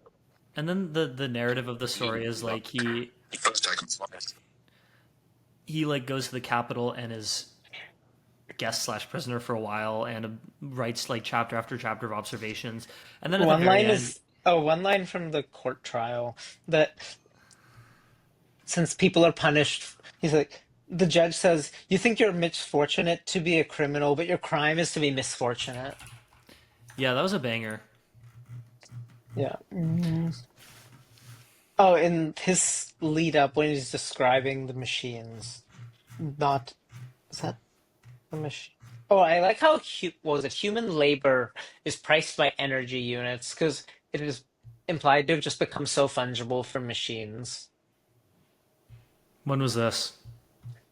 I don't know, somewhere in the earlier part of the book. I Look for thought the word like horse. human labor Search, wasn't done. just search for the word horsepower. Then that'll give the proper context, so I don't mangle this. Otherwise, Yeah, I'll there it pull is. it up. Mr. Nosnibor is a man of at least 500,000 horsepower. For their way of reckoning and classifying men is by the number of foot-pounds which they have money enough to raise, or more roughly by their horsepower. Um, that is interesting. I like they don't really use machines though, so I wonder what's up with that. Oh, I do think that it is like very interesting that he immediately follows up the books about machines with the chapter on animal welfare, which is like, huh? Do you know people today who are concerned with super intelligent machines and animal welfare? It was Yeah, Samuel Butler, Butler the just first ahead of his EA. time. Yeah, He also says that in their AI arms race between the machinists and anti-machinists, that the anti-machinists ended up using machines to a pretty great degree, just slightly less, which reminded me of AI safety and more yeah. powerful tools to debug it. I saw that. It's sort of like how you see like a lot of I guess AI doomers using advanced AI all the time, and not just to debug it, but just because they get a lot of mundane utility out of it. Because they're power users, moreover. Rarely do they just use it. Samuel Butler himself, yeah, this book was based on his experiences. Basically, he ran away from his dad Yeah. because he's like, "Oh, I hate you, my parents," and literally went to as far away as you could possibly get from England, which was New Zealand, and he bought a farm and became a shepherd, and then went back and like that. Uh, the protagonist in Erewhon is a guy who lives on a farm that is like very much New Zealand and is also a shepherd. Except he manages to find a What do you mean? fantastical place, which I don't think Yeah. was the case for Butler. What is like the first story that's like uh every man ventures far from home and discovers like magical mystical world. This has got to be done over and over and over again. I guess Yeah. one of the prime examples of this is like the Wizard of Oz, where you have Dorothy living in Kansas, implied to be like the most boring place ever, and then gets whisked away to the fantastical world Indeed. of Oz. Erewhon is not quite as fantastical as Oz. A lot of it sucks. Yeah. I find Yeah, that the Errol. animal rights chapter like really funny because it reminds me of like Jews talking about kosher law. How the entire chapter is like, the wise thought leaders, pass down these instructions that are like you should not eat meat, and then they spend the rest of the chapter trying to get out of it. They're like, yeah, another fertile source of disobedience to the law was furnished by a decision of one of the judges that raised a great outcry among the more fervent disciples of the old prophet. The judge held that it was lawful to kill any animal in self-defense, and that such conduct was so natural on the part of a man who found himself attacked, that the attacking creature should be held to have died a natural death. The high vegetarians had indeed good reason to be alarmed, for hardly had this decision become generally Oh, I known remember this before a chapter number of better now. animals, Yeah, where hitherto people start harmless, doing. took to attacking their owners with such ferocity that it became necessary to put them to a natural death. Again, it was quite common at that time to see the carcass of a calf, lamb, or kid exposed for sale with a label from the inspector, certifying that it had been killed in self-defense. Yeah, this is literally just like Jews getting out of every law that they have. Yeah, this is. I think this one not just Jews, but people in general trying to get out. Well, people want to eat meat. Yeah. That said, I mean, how strict did people adhere to Lent? But Lent is only partial, whereas this is total. Yeah, what is this part about? Oh, you can't see my screen. But the part about like I'm just going to share my screen. Uh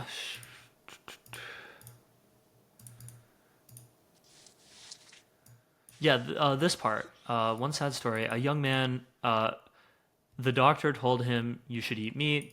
He was like, "No, that's bad. I'm not going to do it." And then he illegally bought meat and ate it, and his health improved immediately. And like health in Erewhon is everything, Hmm.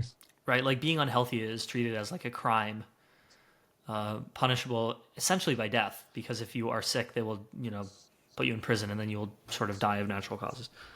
I'm pulling up Erewhon on Project Gutenberg since I just have my own copy, but HTML is easier to work with than a PDF. And it shows that I have his Gutenberg too. translation of the Odyssey has 18,000 downloads, the Iliad 4,800, and Erewhon 1,400. Wow. So, was it one of the most famous translations of the Odyssey? I was more famous than what he did. Is it more famous than Emily Wilson's translation? I think Nabil Qureshi on Twitter did like an experiment where he had like different translations of a passage in the Odyssey and Oh, right. asked like which one of these is the best. Yeah, it was Emily Wilson, Lattimore, Fitzgerald, and GPT-4o, and way more people prefer GPT-4o than the others. Well, GPT-4o knows Proto-Indo-European, which is more than I can say of most people. What's the best LLM for Proto-Indo-European? They're all pretty good at it. Probably GPT, just because it has a bit more data. Have you But tried 4.5 yeah, I use it a lot. for Proto-Indo-European? Yes, among other things. Um, let's see. They also discuss a form of Rocco's basilisk, although only in passing. But let's not find it. It's somewhere in, I think, Book of the Machines, maybe section 2. But that people will help machines come about would be favored over ones that don't. Mm.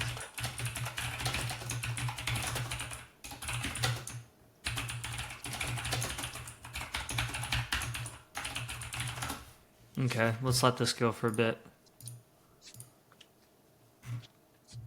A full translation prevents several difficulties. Shut up. A partial You try translation. giving it the whole Odyssey No, I just gave it like a piece of Erewhon, the first chapter. This can't be that hard, right? Like, I guess, yeah, to Telescope translate it. would. Wait, to turn it into what Proto-Indo and like Oh, now I'm seeing. Okay, it was a monotonous life but healthy. Yeah. Can you pronounce this? Not any better than you can. I thought you were like into Proto-Indo-European. Yeah, usually reading it. There's not a lot of speakers, as you might imagine. I have said some words, but all the connections I have are from words that actually still exist. Like the word sundry. It means separate, loosely associated things because it's from the word sunder, like to sunder something in half. Hmm, that's cool. Yeah, I Sunder is one of recommend the. those excellent words that you just never hear anymore, but you hear a lot in like Tolkien. Yeah, okay. Never shall I forget this solitude. Like how do you know that this is accurate? Yeah, look, Magna? Yeah. Yeah, Recognize magna that. does mean great. So I don't know if Lebhom as life, yeah, sure. Samius, continuous, like same, I guess. As that same. was, yeah. Sem is for means one. Yeah. Like this could be wrong, but this is like Sewalus. decent, and it's certainly a lot better than the alternative, which is nothing. Sewalus, healthy. Like salud. Salus. I'm guessing. Yeah. Dichemon. I have Dichemon. I have seen that word to like set. Hmm, Hegemon? no, I Earth don't think so. hegemon? Probably not. Uh, yeah, Montim, mountain. There you go. Yom, like yonder. I don't know. Sed as sat. Yeah. Mega, that's just Meg. Neck, Glentia as often. I kind of see it actually. I kind of see it. You see void. the N often. The Okay, mountain. gf becomes f. If you like I kind of see. zoom out and like look at it from farther away, so you can't make out the individual letters quite as much, I think it helps. Yeah. Megas Monte Pelun, the Nitros is big below. mountains, something. Like oh, Nitros like beneath, Vastness of right? mountain. Yeah. Pelus Nietzsche. plain est Yeah, the was. actually the word nether Mm, is more idiomatic, not idiomatic, it's definitely not idiomatic, but it's more etymologically correct where? than Nothing? saying up and down than is saying nether for down. Yeah, I get it. Nietzsche. Voidus, far away, like void. Yeah. Vast and Megoi, void, vacuum, me Montes. mega mountains, which is what it sounds like. Yeah, never Neck, shall I which I think also forget. can mean death, so I'm just looking at the etymology of never.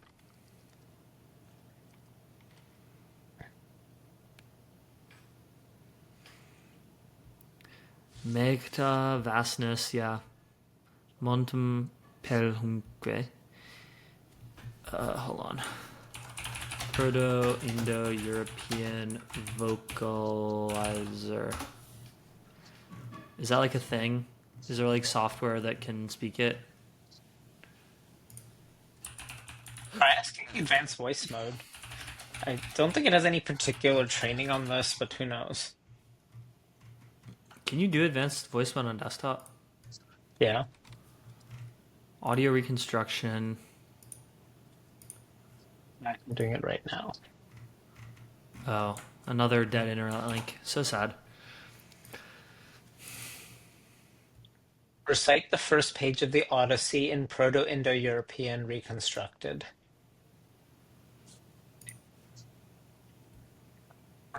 Is it logging in or what? It's just showing me. Aren't we getting a little distracted from? Yeah, we are. Let's get back to this. Yeah. Okay, so what is this? Oh yeah, Samuel Butler's like life story is very interesting. Um, wasn't he gay? Yeah, he was. He never married. You know, like Yeah, I don't. the phrase "he never married" was used as like a euphemism. Yeah, I've read the wiki too. Yeah. Confirmed bachelor as well. hmm There's no evidence of Butler's having any genital contact with other men, but alleges that the temptations of overstepping the line strained his close male relationships. So he was, The you studies know, friendly on with the the homies. evidence for Christianity. His works on evolutionary thought. Yeah, he does have a keen appreciation of evolution. The He very does, first yeah. I thing he noticed that. opens, the first thing he opens with in the chapter of the Book of the Machines of Why to Be Concerned, practically in the first paragraph, is the speed of them. Gradual The, disempowerment. and then their speed is such that man, it's as if they're not a tool of yesterday, but of the last 5 minutes, as he puts it. If you search for 5 minutes, you should find it. hmm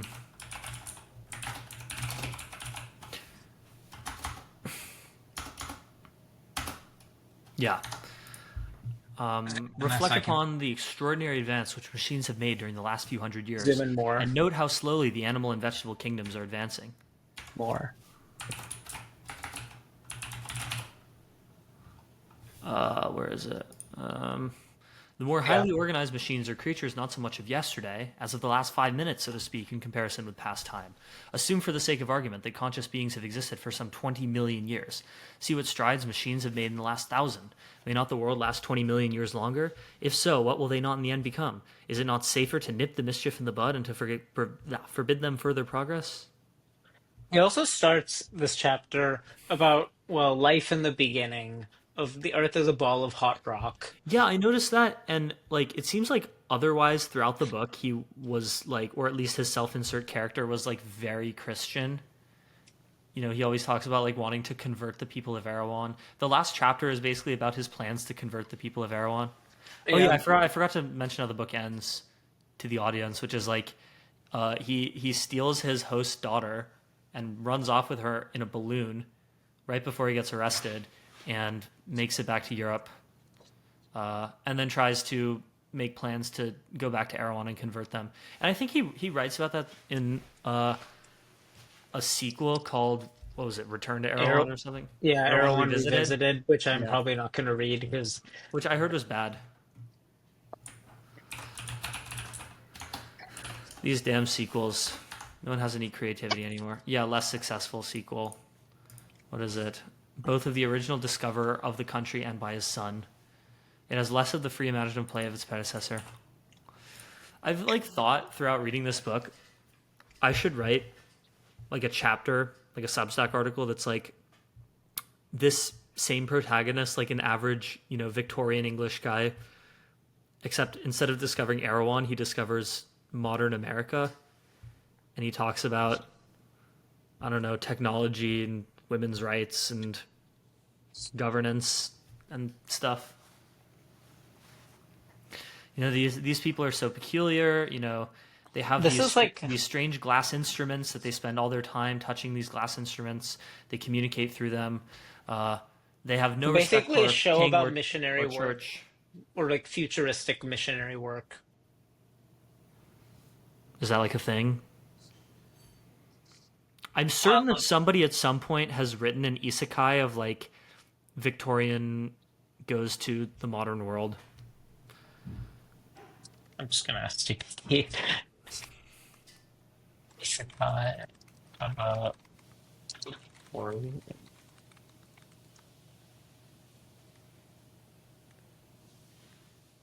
there's ones of people going to the Victorian era, hardly from it though.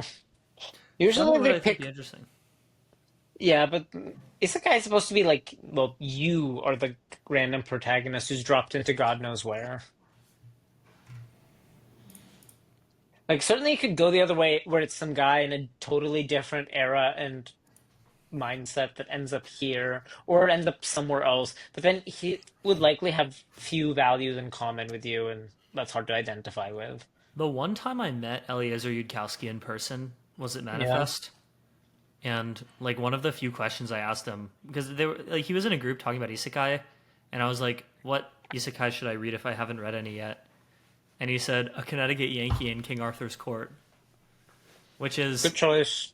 yeah, I like it. I think it's about, it's, yeah, it's a Connecticut Yankee. You know, it's Mark Twain going back to King Arthur's times. Right? Was Mark Twain from Connecticut? No, Missouri.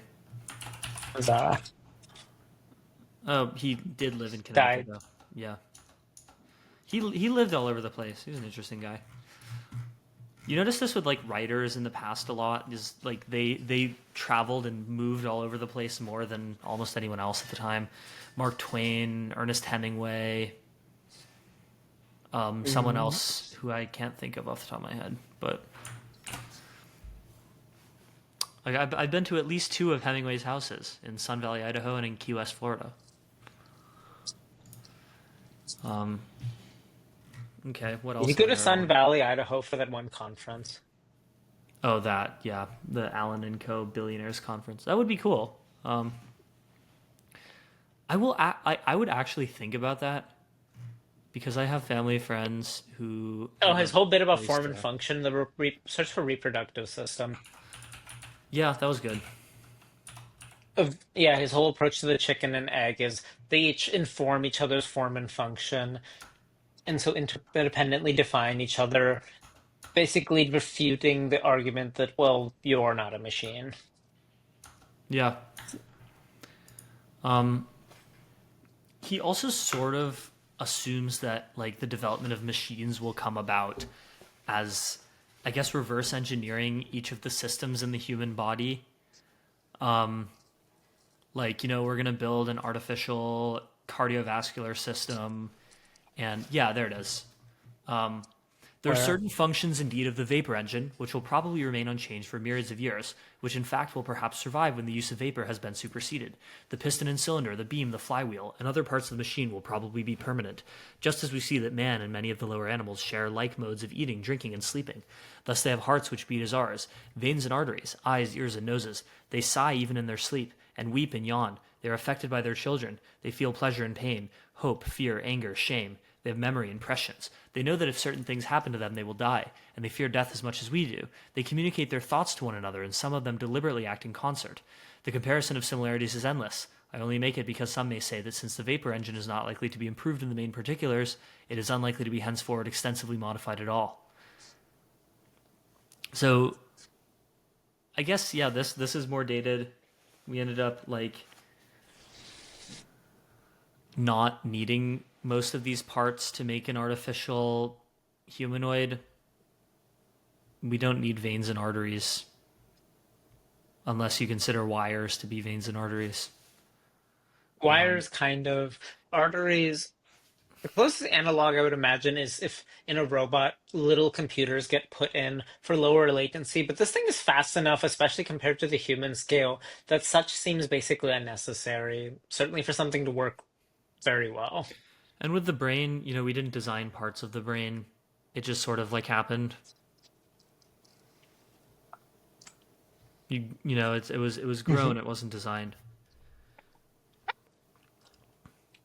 Oh yeah, he also gets into this sort of like almost Landian uh, analysis of like capitalism and like human interactions through machines as like itself a sort I of. just realized something. This is probably where the maybe where the term Butlerian jihad comes from. I know in the book This it is has where the some term own Butler and story. Jihad comes from. Oh, This is, I think, probably the reason that this book is so famous is because of Dune. hmm. I Okay. think he did write a separate thing called like Darwin and the Machines, Darwin Among the Machines. Yeah, it's a letter to the editor. It was written by Samuel Butler. Um, I Yeah, okay. So it was written before Erewhon. And the Book of the Machines, yeah, Butler developed this and the subsequent articles into the Book of the Machines. Is there a wiki source here? Yeah, there we go. Yeah, definitely read this. Okay. This is I guess a more clear articulation of his like doomerism that's not wrapped in this sort of like fantasy world. Mm. Where is it? Yeah. We are daily giving them greater power and supplying by all sorts of ingenious contrivances that self-regulating, self-acting power, which will be to them what intellect has been to the human race. In the course of ages, we shall find ourselves the inferior race. Inferior in power, inferior in that moral quality of self-control. We shall look up to them as the acme of all that the best and wisest man can ever dare to aim at. Yeah. Man will have become to the machine what the horse and the dog are to man. He will Yeah. continue to exist, nay, even to improve, and will probably be better off in his state of domestication under the beneficent rule of the machines than he is in his present wild state. Yeah, our opinion is that war to the death should be instantly proclaimed against them. Every machine of every sort should be destroyed by the well-wisher of his species. Let there be no exceptions made, no quarter shown. Let us at once go back to the primeval conditions of the race. If it be urged that this is impossible under the present condition of human affairs, this at once proves that the mischief is already done, that our servitude is commenced in good earnest, that we have raised a race of beings whom it is beyond our power to destroy, and that we are not only enslaved, but are absolutely acquiescent in our bondage. I wonder if Kaczynski knew of this. I'm sure Kaczynski knew of this because it's extremely like it sounds so much like his manifesto. But his basic, well, like your shirt says, accelerationism, or this inevitable drive towards progress otherwise, unless it's deliberately cut off. I think the funniest part of the Unabomber manifesto was just like he basically he starts it with like the industrial revolution's consequences is then a disaster for the human Have been a race, disaster. and then he immediately goes into like owning the libtards, Yeah, I remember. which is It's like, so funny. I remember like reading this in like fucking was it the fact that it ninth was the grade math second class. thing he listed that was Yes, funny? reading this in ninth grade math class, like wow, this is Did actually you know such he a was going to fact. talk about that, or that just came out of No, nowhere for this you? just came out of nowhere for me.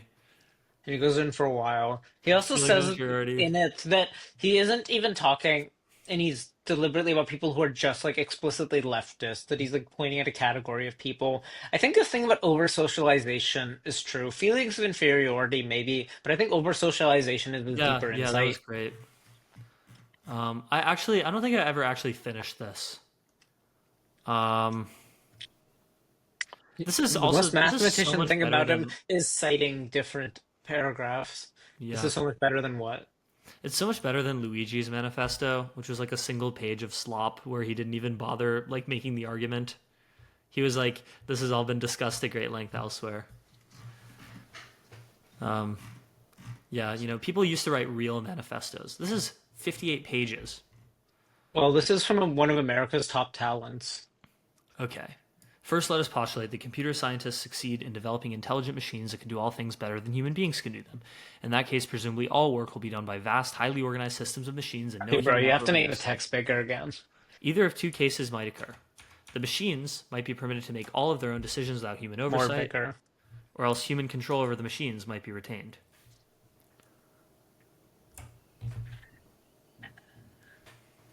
Yes, yeah, yeah. The fate of the human race would be at the mercy of the machines.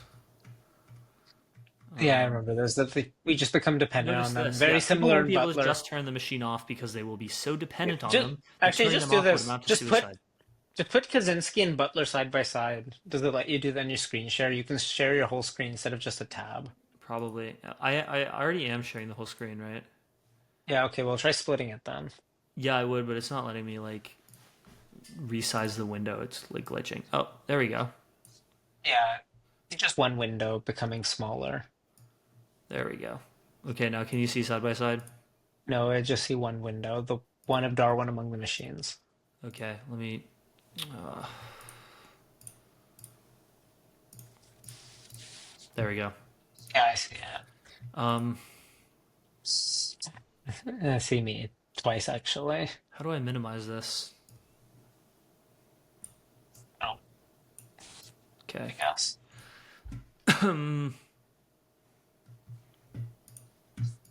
Yeah, so this is Erewhon.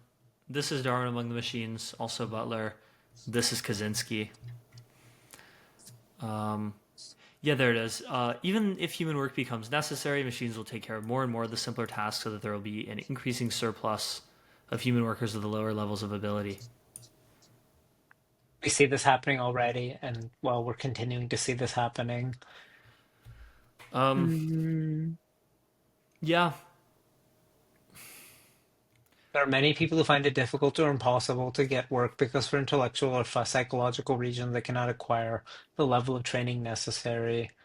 yeah, average And CS on those major. who are employed, ever increasing demands will be placed. They need more and more training, more and more ability, and have to be ever more reliable.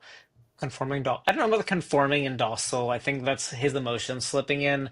Being Hmm. more reliable, though, I think is basically true. That essentially everyone will have, through this competition, an ever higher standard. And that Yeah, machines act as this iron ruler on it, forcing everyone up.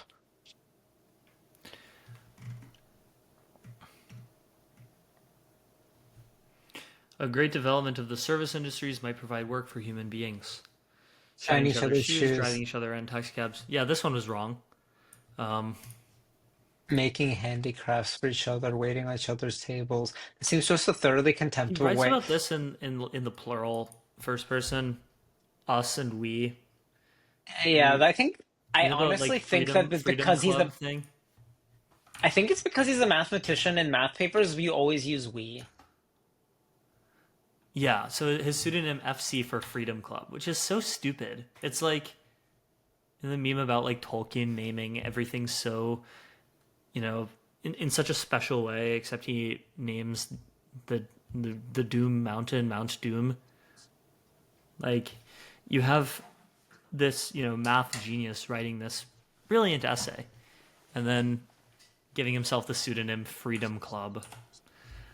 Right. Okay. It'd be better to dump the whole stinking system and take the consequences. This is not accelerationism.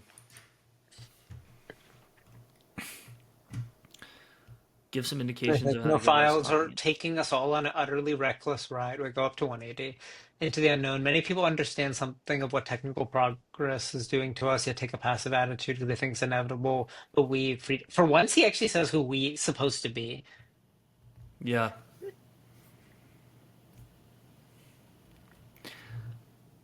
Did this inspire Fight Club?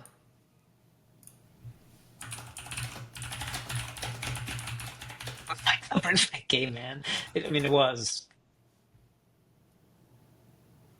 I realize. Yeah, probably, right? Fight Club and Office Space. I've never watched Office Space. Fight Club is inspired by Ted Kaczynski. I know I, Chick. I think there's some Wait, I know similar. Chuck, the author of Fight Club, Chuck Palahniuk, has showed up to Jim Goad's book signing, the Talkie Mag guy or Hmm, ex-Talkie Mag guy, and interesting. Based. it's like fairly on the right wing. And Kaczynski's not exactly right wing, but he's like associated with it, so maybe. Um, I don't know. Kaczynski seems like he's I mean, he's not insulting the really left right and the or right. left wing. Yeah, I mean, he he he insults the does. right wing in here too, and of course we saw all the stuff about the left wing. He insults the left a lot. I think just to distance himself from them because it is, I guess, typically assumed that any like anti-tech, anti-society anarchist would be a leftist, but he is not. Um, yeah, we have no illusions about the feasibility of creating a new ideal form of Oh, this is an society. amazing sentence in 184. Most people will agree that nature is beautiful. Certainly, it has tremendous popular appeal. Nature has popular appeal. That's a great phrase. It does, yeah. The Um, radical environmentalists already hold an ideology that exalts nature and opposes technology. this is Yeah, so that true. doesn't Yeah, change. yeah. I'm sure everyone in California knows that well. Mm. Nature takes care of itself. Well, you can't have your cake and eat it too. To gain one thing, you have to sacrifice another. Or, as economists say, there are no solutions, only trade-offs. A lot of people hate psychological conflict. Oh, this is interesting. 186. His conclusion from it, revolutionary ideology should therefore be developed on two levels. Oh, okay. This one is. This is based, This is just like how you do a religion. You make one version for the elites and one for the rest. yeah. For the elites, you have HPMOR and the sequences, and then for the rest, you have like the Terminator. Full appreciation of the problem, the price that has to be paid for getting rid of the system. The capable people will be instrumental. These people should be dressed on as rational level as possible. Faction never tends to be distorted. Yada yada. Have you read On the Dune? second level, still have only read half of it. The if after finishing this project of getting a textbook into Lean, I'll watch Dune 2 finally, so no spoilers. Okay. But like, what do they say about the Butlerian Jihad? This is like not actually part of the. They said that it could have easily been based on Samuel Butler, but not that it's known. It's certainly based on Samuel Butler. Like,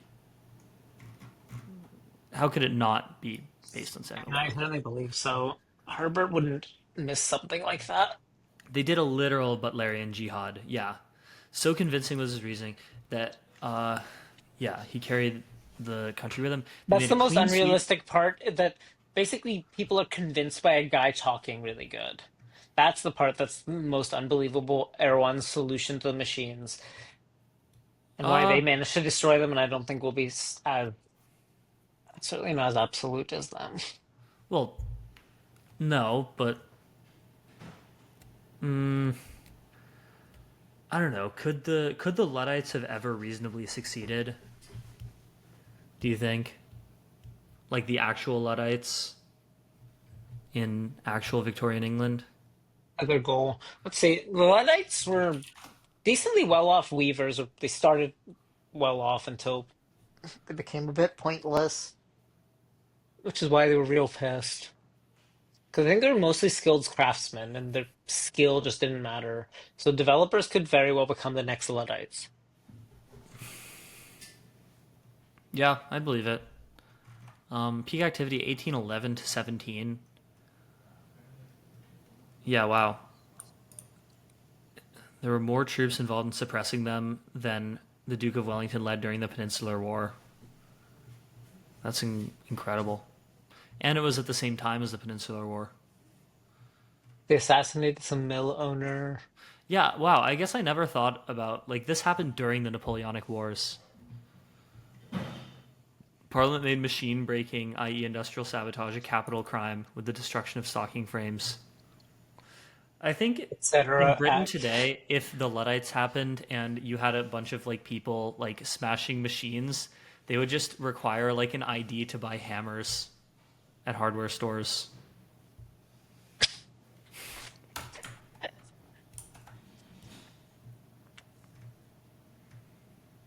Yeah, did you see that like Keir Starmer tweet where he was like, knife crime will no longer be tolerated. We are banning the purchase of samurai swords.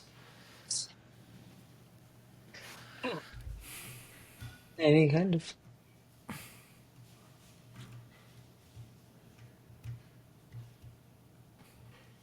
The way to discourage ethnic conflict is not through militant advocacy of minority rights. Instead, the revolutionaries should emphasize that although minorities do suffer more or less disadvantage, this disadvantage is of peripheral significance.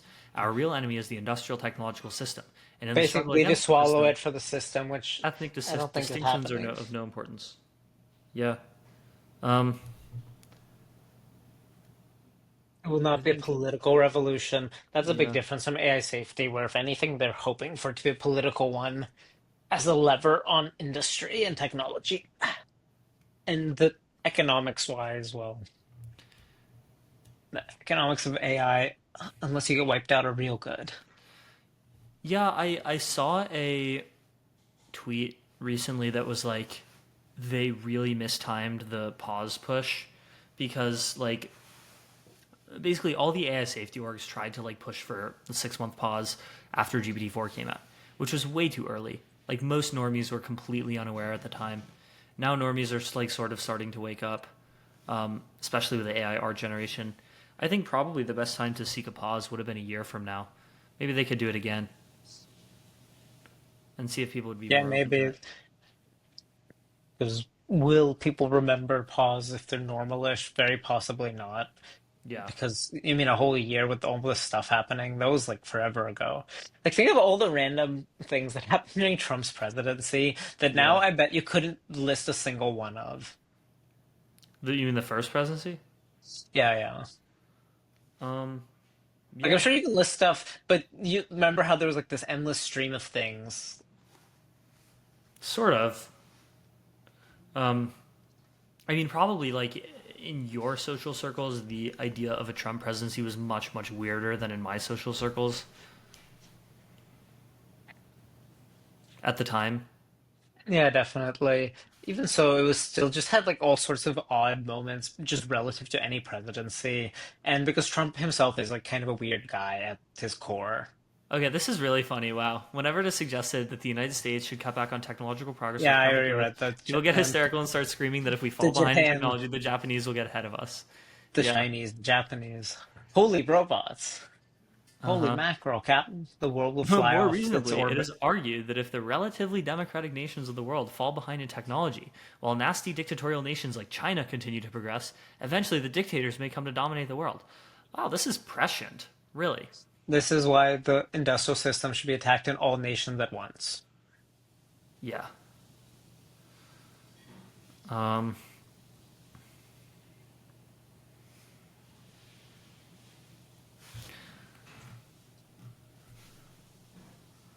What does he say about Cuba? He says, "Look at Cuba" at the end of that paragraph. Industrial system Dictator-controlled controlled by systems are proof dictator. inefficient. Yeah. Okay. Yeah. So Free he trade has just agreement like like a NAFTA. Modern man has too much power, yada yada.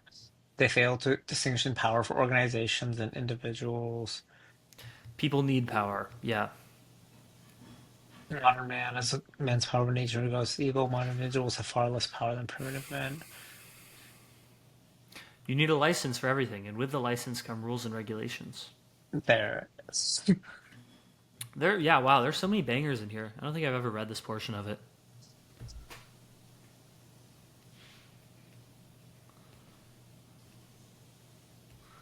Imagine an alcoholic sitting with a barrel of wine in front of him.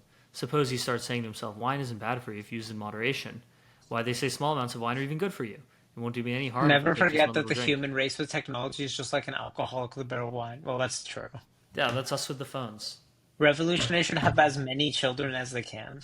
Wow, this dude was based as fuck. There's strong scientific evidence that social attitudes are to a significant extent inherited. Wow. No one suggests that social yada yada. From our point of view, it doesn't matter that much whether they're passed on genetically or through childhood training, just that they are. Wow, I need to read this in full. The trouble is that many of the people who are inclined to rebel against the industrial system are also concerned about, well, overpopulation. So, yeah. Hmm.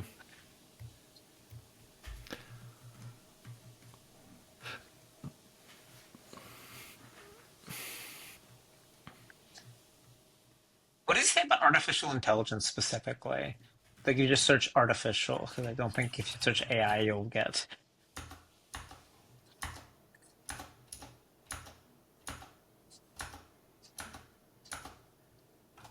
Oh, here.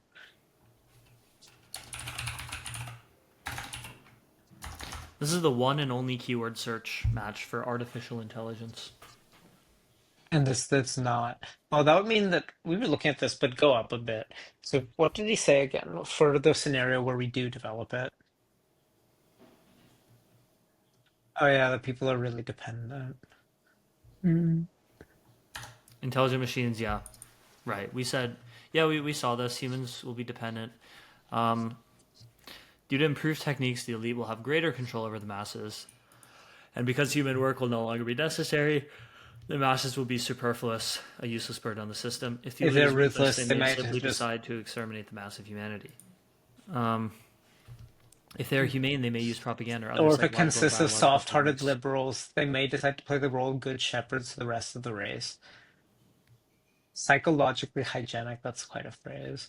Everyone has a wholesome hobby to keep him busy, and everyone may become dissatisfied, undergoes, quote, treatment to cure his, quote, problem. Of course, life will be so purposeless that people have to be biologically or psychologically engineered, either remove their need for the power process or make them sublimate that drive. Yeah, I basically buy this. Maybe happy society, but they most certainly will not be free. They'll introduce the status of domestic animals. And then his basically has to premise it of, well, what if that doesn't happen? Well, we basically are filling in like a section of Kaczynski's book with all this AI safety stuff. Yeah. Basically, section like 173 and 174. Why do we read Erewhon instead of this? Is it because fiction's important? Butler's a better writer. I'm not And convinced of that. Butler's, I think so. But I also think Butler's prescience is more interesting given that it's well before even computers. Yeah, Although I he has agree. some cognitive, like he has to extrapolate it from basically a loom as a machine. Yeah, that's pretty impressive. Um,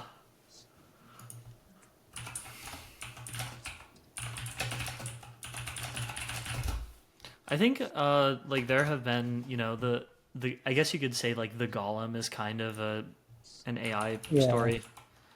Yeah. Talos was a sculpture or a giant made of bronze who acted as guardian for the island of Crete. Yeah. He would throw boulders at.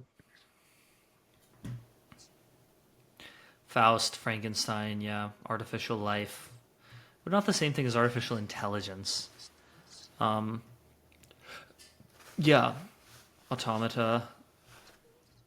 RUR, something robot. Oh yeah, Leibniz, of course, talks about. Okay, let me look at the Leibniz archive actually. Try looking at the notes of Leibniz. A bunch of them are online, and now with the PDF tools, the fact that they're written in like 6 languages shouldn't be such a problem. Huh. Not those notes. Maybe try Leibniz archive, and I will also look.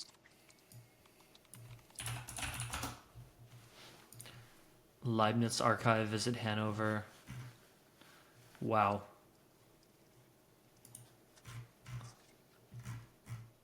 200,000 pages of 50,000 pieces of writing. Hmm. Like I found one essay of his about spider silk for armor.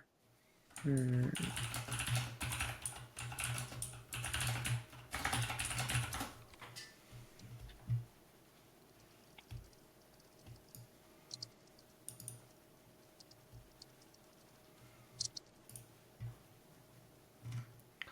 Machine would use an alphabet of human thoughts and rules to combine them.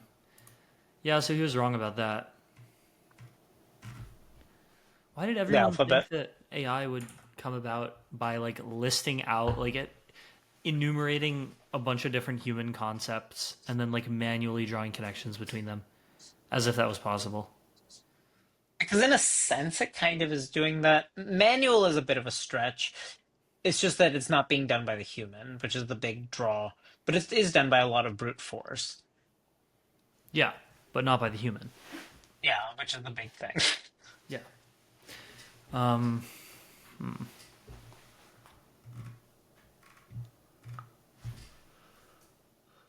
By the 40s, it's too late. But you'd have to look in precursors. Calculating machines were built by Leibniz. Yeah. What a genius this dude was. Very Yeah. underrated. Yes, absolutely. Non-standard analysis comes from his work. Hmm. So you know I like him. Yeah. Highly rated but still underrated, as Cowan would say. Yeah. Okay, so like what else do we have from See. Erewhon that's not just AI? What? What was the most interesting thing in here that wasn't the Book of the Machines? Well, also, this is still in the Book of Machines. Just when he compares he says a man hardly owns himself, basically because he's got so many parasites in him. Maybe such the word parasite, or Oh yeah. he's such a He's such hive a and swarm of parasites that it's doubtful whether his body is not more theirs than his, and whether he is anything but another kind of ant-heap after all. yeah. Oh yeah, what I was saying earlier, he was very early on the Nick Land idea that like society itself is a sort of machine. Where did I Again, write this? He wrote this somewhere. Yeah. We are misled by considering any complicated machine as a single thing. In truth, it is a city or society, each member of which was bred truly after its kind. Um, the machines concluded.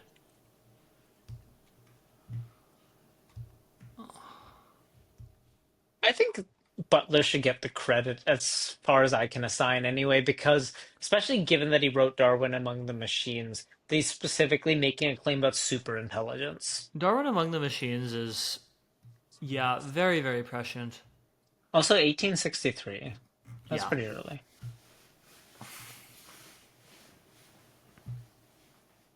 Predicting a machine before the Industrial Revolution, that would be quite something. Mm-hmm. Oh yeah, here you can go into the rights of vegetable, animal, and mineral. Yeah, the rights of vegetables was interesting. Uh, oh yeah. He who sins ought sins more than he ought, but he who sins not has much to be taught. Beat or be beaten, eat or be eaten, be killed or kill, choose which you will. It was clear that this response sanctioned at any rate the destruction of vegetable life when wanted as food by man. Yeah. Oh. Even the Puritans, after a vain attempt to subsist on a kind of jam made of apples and yellow cabbage leaves, succumbed to the inevitable and resigned themselves to a diet of roast beef and mutton, with all the usual adjuncts of a modern dinner table. Okay, he really does insist on the speed thing. At the end of this first section of the machines, or the end of the second section, it must always be remembered that man's body is what it is, though, through having been molded into its present shape by the chances and changes of many millions of years. But his organization never advanced with anything like the rapidity with which the machines advances. This is the most alarming feature in the case, and I must be pardoned for insisting on it so frequently. So he certainly hones in on the right thing, the speed of development, Yeah. which now, for his time, probably feels like everyone looking at the left side of the exponential curve, just like charmingly small, prosaic, and kind of cute. And yet, I Mm-hmm. feel like machines in 1863, they're just too good. Or, well, that's not, in fact, he specifically says that's not his claim. Not that they're too good, but that soon there will be. Although his soon, I, I don't know if he'd speculate on how long it would take. Well, you had some pretty powerful machines not that long after this. You know, the atomic bomb, or even like, I don't know, the dreadnought was only 30 years after this. Man, 40, what did 30, 40 years. Um, he lived to 1902? yeah. So he saw, you know, the final peaceful days of the West before the West fell and Also, began to die. it says that he had studies on the evidence for Christianity, so I assume that's where the whole obsession comes from. He also developed the theory that the Odyssey was written by a young Sicilian, and the scenes of the poem reflect the coast of Sicily. Blah blah blah. Hmm.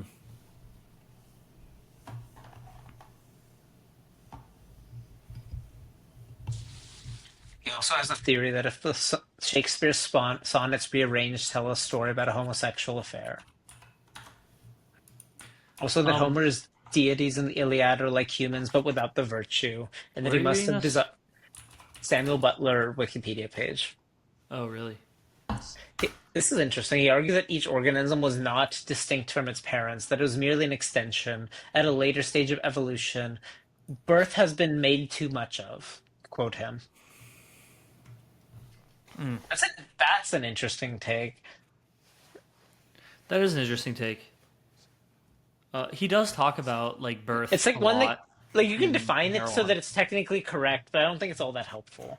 But his thing about birth has been made too much of. Yeah, like did you read the birth formulae and the I've world of the I remember unborn? there are like bizarre worldviews on the born or Yeah, unborn. he because he has to sort of reconcile like Erewhon's treatment of illness as criminal with like the fact that people need to be born and also like you know birth is a sort of illness kind of you know pregnant women are sick and birth itself is like a very you know messy medical thing.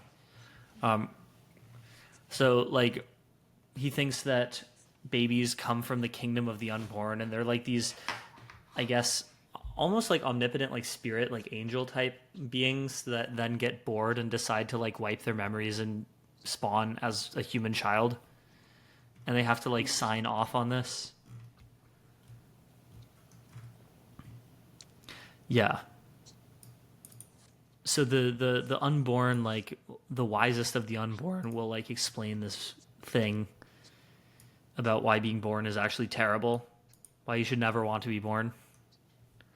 Was Butler an antinatalist? Or was he just gay?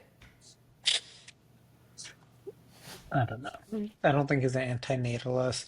He was a serious but amateur student of the subjects he undertook, especially religious orthodoxy and evolutionary thought, and his controversial assertions effectively shut him out from both the opposing factions of church and science. Ow. Yeah, that In sounds those about days, right. one was either a religionist or a Darwinian, but he was neither. Oh yeah, The Way of All Flesh. Um, Semi-autobiographical novel that was like really long. Okay, claims in Dune that it is named for Butler. Yeah. I just saying that. Who else could it have been named after? Again, I mean, I'm not doubting this, but I want to see if there is a first-hand evidence for it directly stated.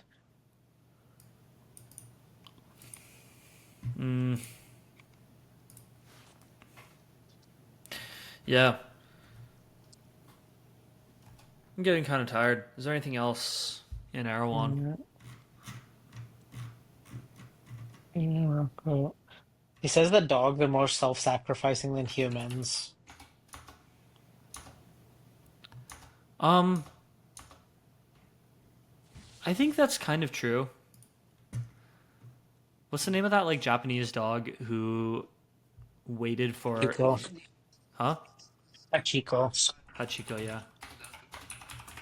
Most humans wouldn't do that.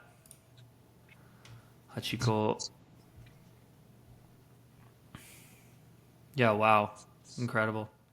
I forgot to look at the statue of Hachiko um, at Shibuya Station. Sad. Was Hachiko the first Doge? Oh, he was in Akita. Um,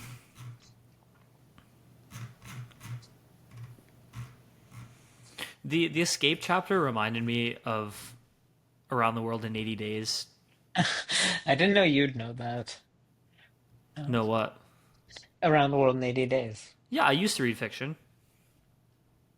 I actually read that a lot because, as you may have observed, I have like a sort of like autistic obsession with like maps and timelines and stuff, and like you could very clearly like chart out like the timeline and the map of like their voyage. Like I still basically remember like almost every step of it.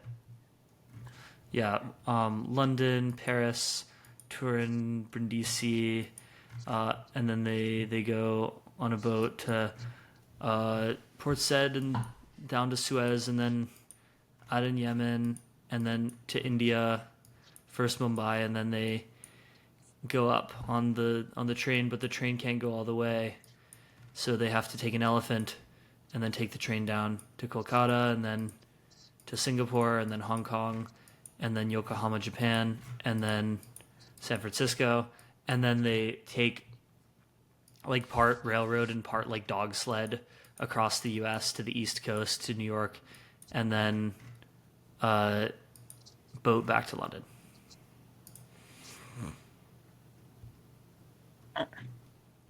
Although there was actually no hot air balloon in the original book. That was like an invention of a movie adaptation or something.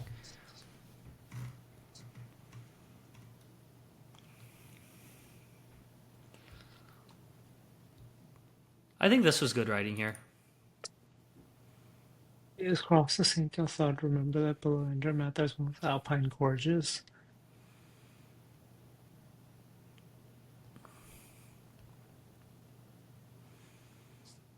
When he says in the very beginning, in his teaser to the Book of the Machines, I think in chapter 6, that they're destined to become instinct as vital from and distinct from man as man is from vegetable or animal, something like that. It is Yeah, he also talks about how like a hair. specifically through consciousness, like human consciousness is very different from whatever it is that animals and vegetables experience, if it can even be called experience. And Yeah, he goes into a Venus flytrap in a fair amount of depth. yeah, The machines were ultimately destined to supplant the race of man and to become instinct with a vitality as different from and superior to that of animals as animals to vegetable life. Although as he later expands, it's really more like it's like machine to human and human to animal and animal to plant, vegetable.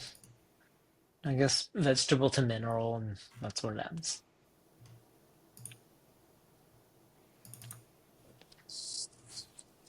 Mm-hmm. Oh yeah. Upon his asking me to name some of our most advanced machines, I did not dare to tell him of our steam engines and railroads and electric telegraphs.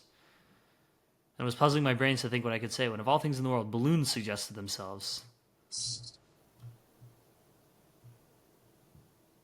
Huh, I didn't even notice that detail the first time I read. Because this balloon detail comes back later when he escapes on the balloon. Yeah. That's cool, yeah. Chekhov's balloon. Alright, well, All right, let's call it. yeah, this was fun. Uh, I did like this book. I will read more fiction now. Thank you, you inspired me. Thanks for listening to this episode with Alok Singh. If you like this episode, be sure to subscribe to the Theo Jaffe podcast on YouTube, Spotify, and Apple Podcasts. Follow me on Twitter at Theo Jaffe, and subscribe to my Substack at theojaffe.com. Also be sure to check out Alok's Twitter at the Rev Alok Singh. That's at TheRevAlokSingh, and his website alok.github.io, as well as the Beneficial AI Foundation at beneficialaifoundation.org and lean at lean-lang.org. Thank you again, and I'll see you in the next episode.